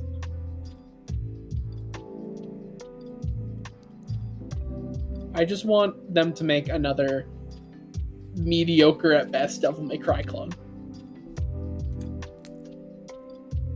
I literally don't care anymore. Also, hello.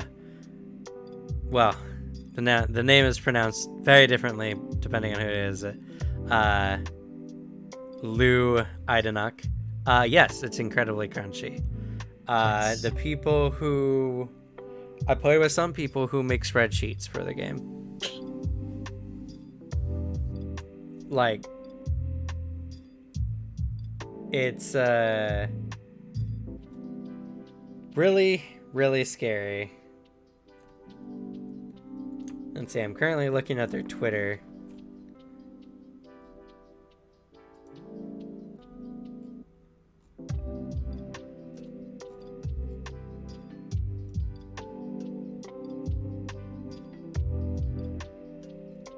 Yeah, because of how like actually like I'd say rules heavy and like crunchy it is. I have yet to really invest into Magic, and I don't really want to because like one, I already don't like spellcasters like that much. It ain't my like aesthetic, ain't my playstyle. But it's a lot. I've only just been able to wrap my head around the key system. I don't need another. Literally playing with people who have Excel spreadsheets as their character sheet. I've been given some of those sheets. It's not what I use, but I've seen it. It works. And it's also the fun situation I had where I had a character who had 10 pages of a character sheet, technically. One of which was, I'd say 2 pages. No, 1 page actually was of my own doing. I made it myself because the character I played had a bunch of tenets they had to live by as that constantly was growing. But no, I had a character where I had a literal stack of papers. And I was like, all right, it's time to play this character.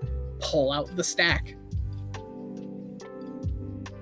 And technically how you want to view it, because he was a summoner, the monster book was another character sheet. Yeah.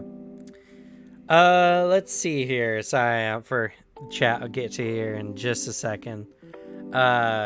So Anima Beyond Fantasy Core, they actually come out with some new stuff recently. Oh shit! They're coming out with a bunch of little like character guides for, I guess, NPCs and such, called Dravenor: The End of the World. It's a bunch of stuff on the machine, which is very interesting. Okay, nice. The machine's a very interesting concept in Anima. But let's see here. Anima Core Exit 2.0 is a project we've been working on for years. This is the second edition of the system with a multitude of adjustments, changes, and updates that aim to streamline calculations, balance elements, and make combat even more dynamic and fluid. However, the base of Anima is essentially the same, so the plugin material published to date will still be compatible with the new edition. The book will include an in-depth review of supernatural subsystems, including a new system for creating key techniques, and a new style of using spells, a new system of psychic powers with numerous new applications and mental abilities. Gaia's calendar will be brought forward slightly, updating events and situations that have occurred in that period. Anima Beyond Fantasy Core Exit 2.0 is planned to be physically released in 2022. So no, I have to learn key again? No. Well, they say that a lot of the stuff is going to be the same. But a new system to make key techniques. I only just learned how. They have been pretty much posting about every month. I should, which has been good. I should follow them. Yeah. So we'll see. Maybe next year we will get some info on that. Hell, maybe after we're done with Cradle to Crypt, we'll take a hiatus until they release some of the content and see if it works. I'd hate to start anything a little bit more long form before that, but I don't know. So getting to what chat has said here. Yes, Anima is super duper crunchy. Like I said, spreadsheets. It's awful. It's great, but it's awful. Yeah. Flame Loud. Off-topic question: have you heard about Wizards of the Coast coming out with an expansion to 5e? Most people are referring to as 5.5e.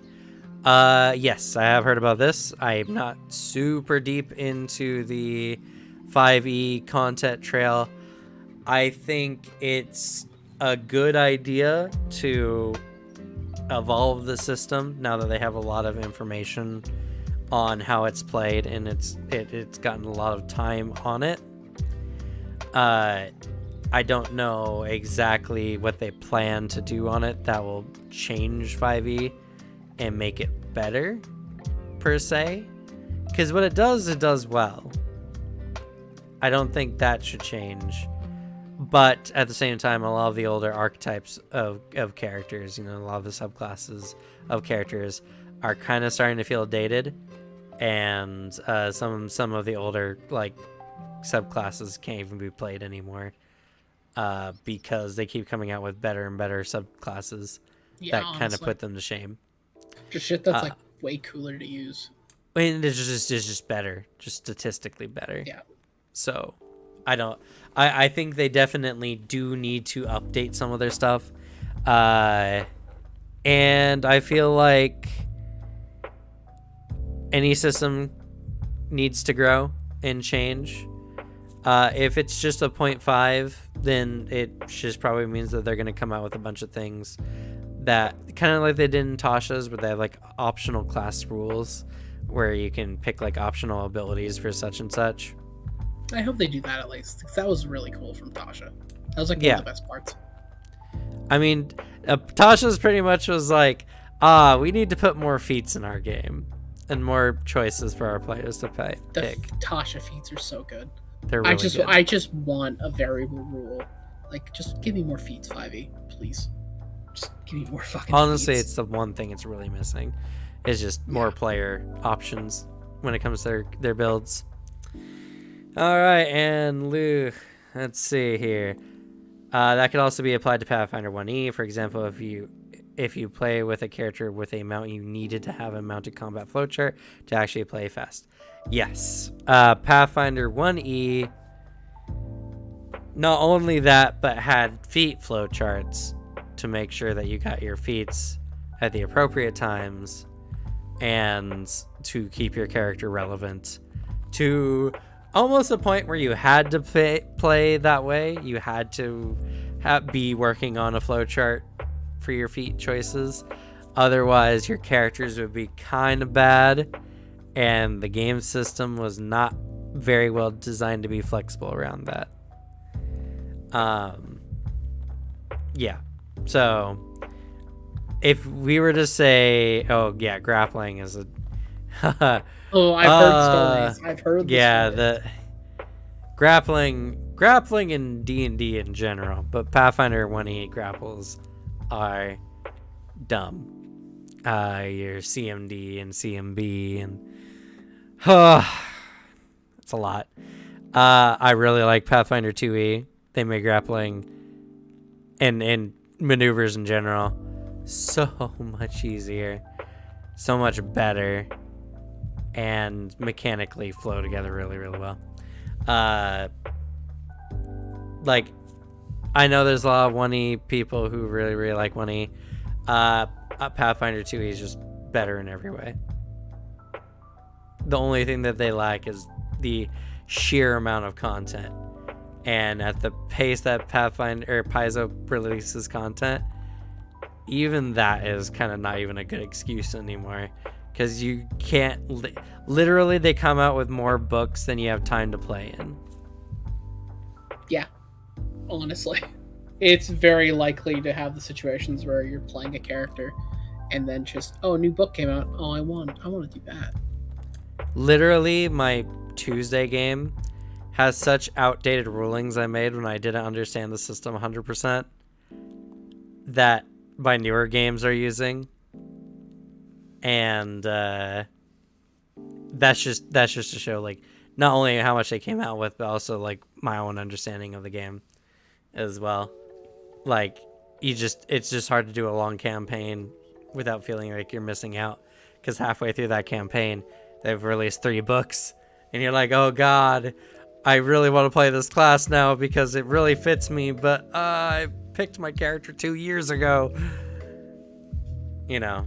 That kind of stuff. But yeah, Anima is a whole other beast. Whatever Pathfinder 1E stuff's got going on, it's understandable. Anima?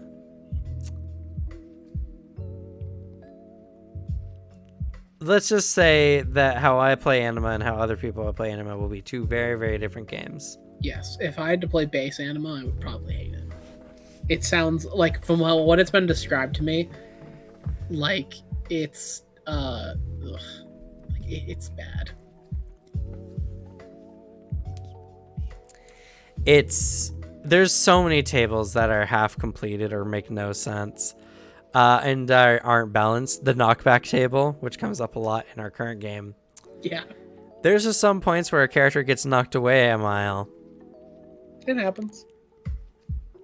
and they only take like maybe 100 damage, which technically wouldn't even kill a normal level like 3 character, like mob or whatever.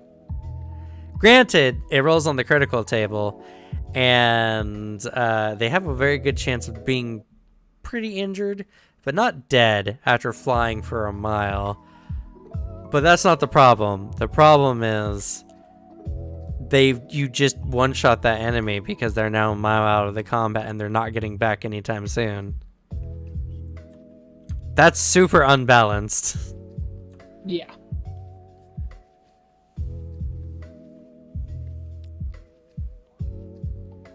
Yeah, and I think that's some of the that's actually the same argument can be used for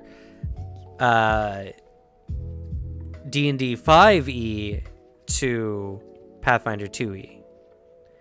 Is 1e or Pathfinder 5 or D&D 5e is so GM friendly, and Pathfinder 2e requires you to have a vast more amount of game knowledge to run. Not as much as Anima or first edition Pathfinder, but way more than 5th edition by a good amount. There's a limit. 1E is just bloated and super like it went on for like a decade, so they just have rules and rules and rules and rules stacked on top of each other.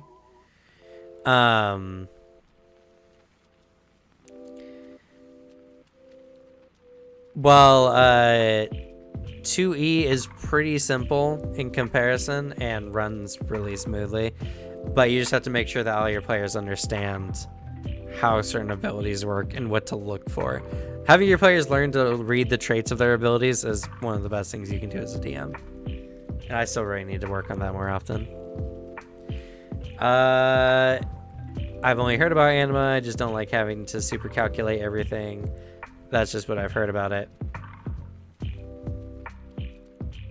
Good old calculators nearby whenever you're doing literally anything. I mean, yeah. I mean, it's like, I've gotten to the point where I can do it super fast because I've been running Anima forever. But when someone is just like, hey, what's 80% of 75? That's not a question you get in any other tabletop system. But it comes up very frequently in Anima. Because that's a part of that's a part of every combat turn. Difference between character attacks pretty much reduced to the closest 10. Percentage of their damage, which is either some amount of 5 or 10, and the 5s are the worst. But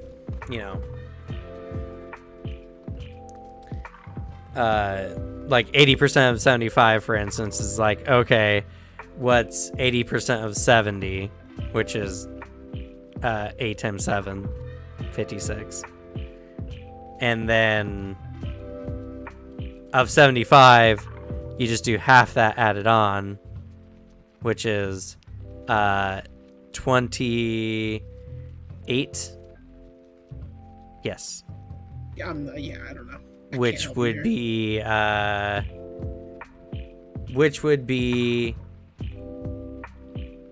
84.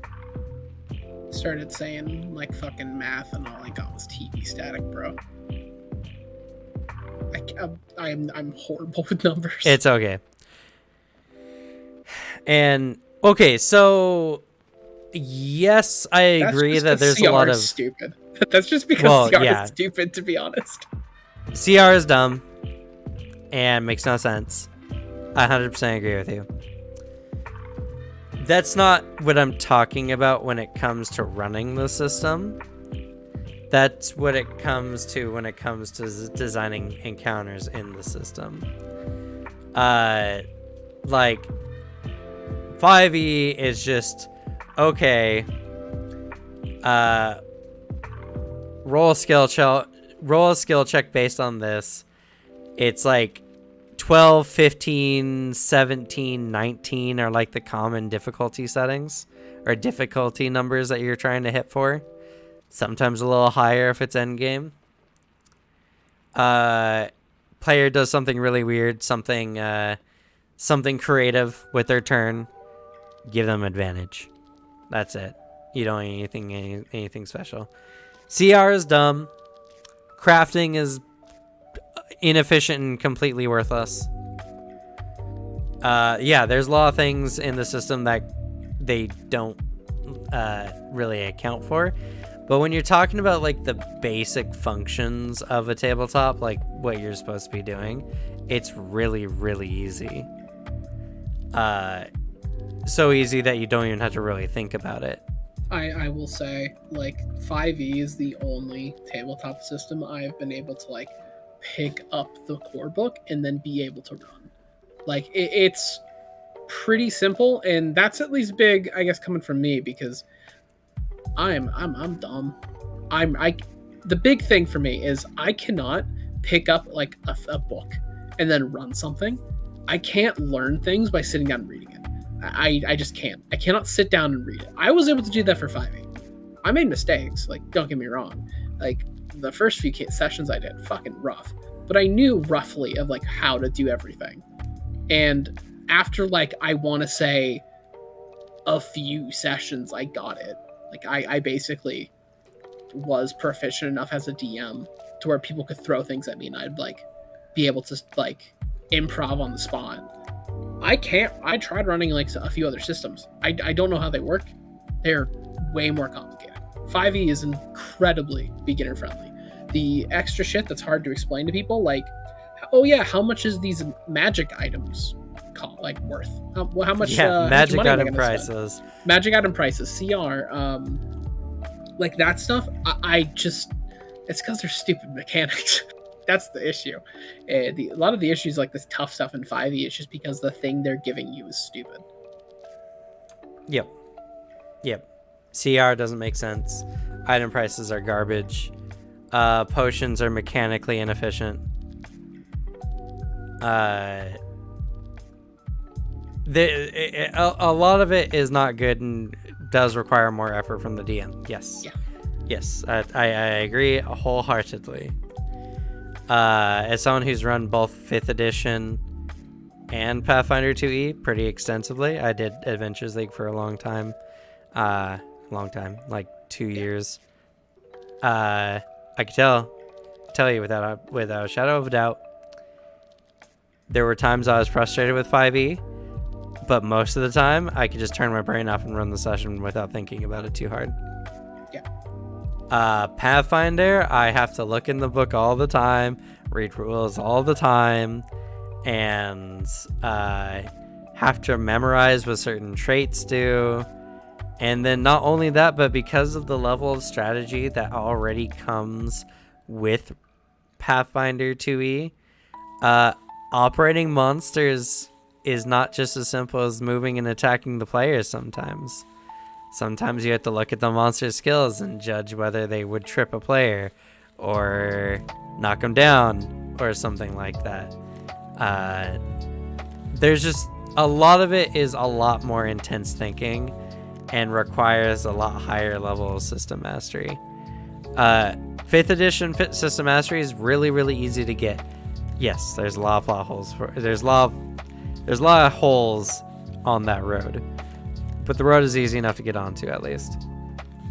CR is also the dumbest thing I have ever seen, and the monsters are super unbalanced. It just makes no damn sense. And no one ever adheres to a CR equal to the party's level is, difficulty for 4 players. You put 4 players against a creature of their same CR, they're going to wipe the floor with it. It wasn't challenging at all. Yeah. So what does CR mean if it isn't even challenging for players at that level? You know what I mean? It's garbage. And then the magic item Banshees are also really dumb. Because 5th edition does not have a very high success window for anything, it's really easy for a whole party to be wiped out by one Banshee, no matter what level they are. Or at least it's statistically way easier than it should be. Even a bunch of level 20 characters who need to make like a DC 14 fort save or con save or wisdom saving throw. I think it's a con save. It's like 14, not that hard, especially at level 20 when you have a +6 and probably a +4 for a +10. A 1 through 4, a crit fail. Sorry, 1 through 3 are failures. That's a 15% chance for a level 20 to be knocked to 0 hit points by a level 4 CR4 creature. A 15% chance. I mean, I literally have had a character die to a Banshee. So it was killed with a Banshee, and then the Will of the Wisp was nearby. So, whoop, they're dead. It's happened. Also, I will shout that out. Hell yeah. Remembering traits by Pokemon types, that's what I do. You see that that Bloodhawk? That'll lead to electricity. We got this. Yeah. I mean, I'm not saying that it does help. 2E is like that much more complex. I'm just saying that 5e GMs have it just much easier. Like, you don't have to learn that in 5e as a GM or as a player. Traits don't exist. GMs just figure out CR by just playing enough and getting an intuition for the system. Yep. That's it. That's all it is. Other than that, like a lot of scenarios, like I said, 12, 15, 17, 19. Those are the standard difficulty numbers a GM has to go for. And sometimes they just alter those because they feel like it, and it works all the same. And then advantage, disadvantage on weird extra stuff. It's just the small systems that they've really suffered with. Magic item prices. Their potions make no fucking sense. Like crafting makes no sense. Downtime makes no sense, even though they made a big deal about downtime, especially in the league play. Like, oh, your characters get downtime. Whenever I told my players they had downtime, they just looked at me and like, I make money. It's like, okay.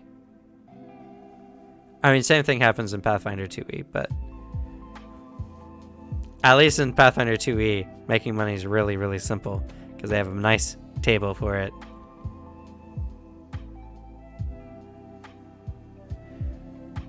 I will say Pathfinder 2e, once everyone knows the system, runs smooth as butter. The only hiccups are players who decide not to think about their turn until it comes up. Please, if you're playing a game, think about what you're doing before your turn comes up. Yeah.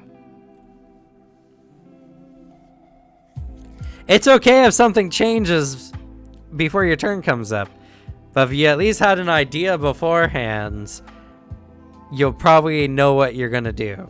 I've had a few of those situations where I feel bad, where like I have a full plan ready, like a really cool shit, and then literally every turn, like before mine the initiative, like one by one dismantles it. I've had a few of those in our games where I'm like, Well, I had a plan, Cameron. Give me a minute. Everything has changed. It happens not crazy often. So yeah, plan your turns, please, or at least know what you want, roughly what you want to do. And players also pay attention when it's not your turn. Yes. Combat involves you even when you're not present. Even when it takes like. Why I think more classes need reactions so that really players pay attention more. So you're not sitting there for an hour stacking dice in between your turns. Yeah. Anyway, that's going to be it for this go-around. We went a little bit over, but that's okay. Just a good session. Sit down, chat, have fun. Thank you all so much for being here. It means a lot. A lot of these videos or a lot of these, like, VODs, podcasts, whatever, I'm tired. We do get some decent views. It's always fun to talk to the community and, figure out what they're interested in and everything. And I also like sharing some of the ideas with what it comes being like a GM for so long, and with Alex here being a player for not only my game, but a lot of other DMs as well. In fact, of the people I know, I think you've had the most DMs. I think I have. Yeah, I've had a lot. I've had a lot. And yeah, join us for the countdown as we are down to 6 until 200 subscribers, and it'll probably be 300 before the end of November, which is scary to think about, especially because of the holiday season. This stuff is also gonna probably really get bigger, because a lot of people are like, oh, maybe I'll get them Pathfinder for Christmas. Let me check. I don't see any videos on this. So we'll probably see some lava explosion in December. And we're also about to have a video hit 1,000 views. Holy cow, that's so many people. That's I can't imagine 1,000 people watching one video. That's pretty crazy. Yeah. And I can't wait to be doing some taking part of some nerd shit and hearing someone be like, yeah, Pathfinder 2 is real interesting. It's like, oh, here's a YouTube channel that'll help. And I can be there like, ha ha ha. Little do they know. I can't wait until I start making money on it and start hiring my friends to work on it with me. I can't wait to be employed by you. That's like a great time. That's the crazy thing. That's the thing of me being here. Like, okay, hey, yeah, I need this video out by this week. Yeah, okay. And oh yeah, good news. I wrote up your paycheck for last month, and we did really, really well. And you're gonna get $700 or $800 more than usual. That kind of stuff is what I literally can't even comprehend.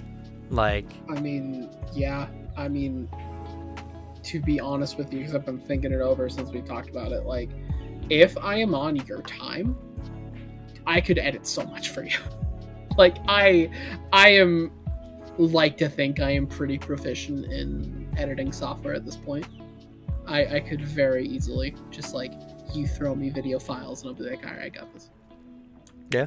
But I want to make sure I pay you for your time. Yeah, so, literally, if I'm on your time, I can just be an editing machine. Yeah, well, you're the first up on the list, and you'll get a royalty for the videos you produce, and hell yeah, it'll be really good. Once we get to that point, once I get to a point where I feel comfortable enough, I'll have to write up a contract for it.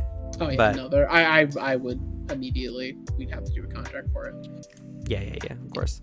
But it's exciting thinking that that's a real thing that could start happening. Yeah. Maybe not a year from now, but not much longer, honestly. And who knows? It could be a year from now. I get 5,000 subscribers by January and be in a really weird situation. I mean, like I've been mentioning this for a while to you. Like a legitimate path my film career could take is just I start working fucking remotely and doing like online, like freelance work. Because I am currently living in an area that is very cheap, internet and rent wise.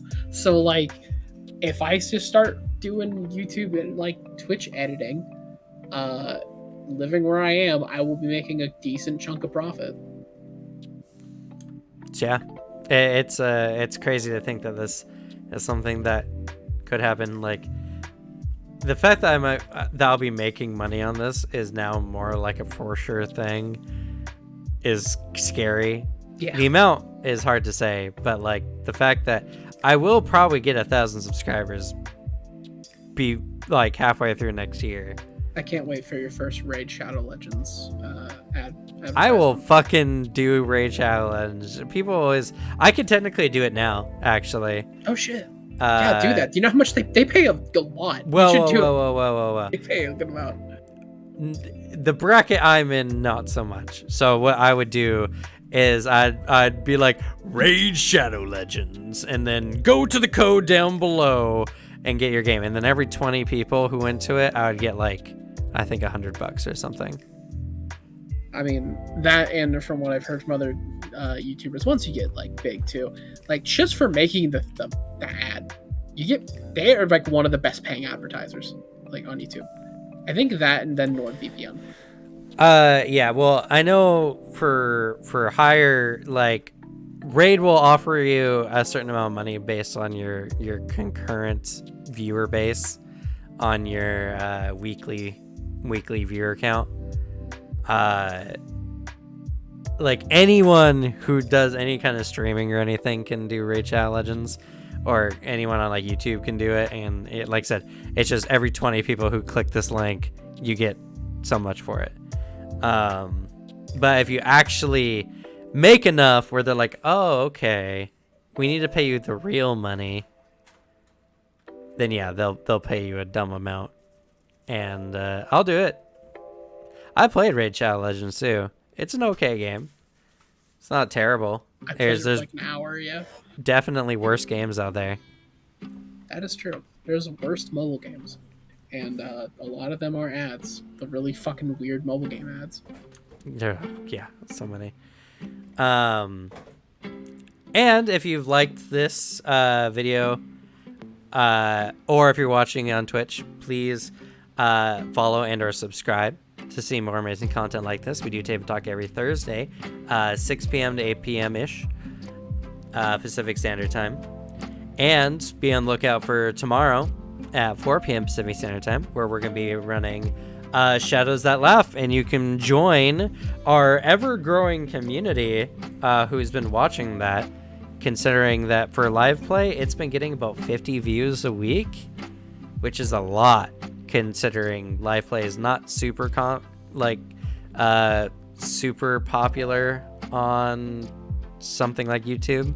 Like, even some of the best, not like high level, but some of the really good ones only get like a couple hundred views on their live play content. And we've hit 50 already, which is really nuts. So check us out there.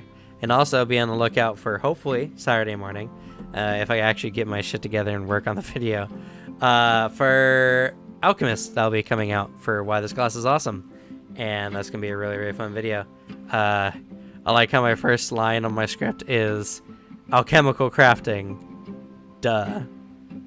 Because it's just really great that a class comes with a feat like that. Yeah. It's really good. And, yeah. Be ready. This time next week we'll be at 200 subscribers. 100% guarantee. I'll put money on that. And that's so funny to say that with such confidence, but I could literally put money on that and it will happen. So it's crazy to think that we're at this level of growth already. Anyway, True. Thank you to my co-host here for being here with me and putting up with the constant tangents this time around. I mean, it's a podcast. That's the name of the game, bro. That's fair. Let's go ahead and say goodnight. Oh, you gave me no wiggle room there, huh? No. I failed last time. I will not fail again. Good night. There you go. Thank you. Contractually obligated good night. Every time he says it, he gets $5. I can't wait for our eventual business contract to include that at the bottom. Oh yeah, hell yeah. Cannot say goodnight, Alex, on any of our table talks. Every time you do so will be a $20 fine. No. Exactly. Anyway, good night, everyone.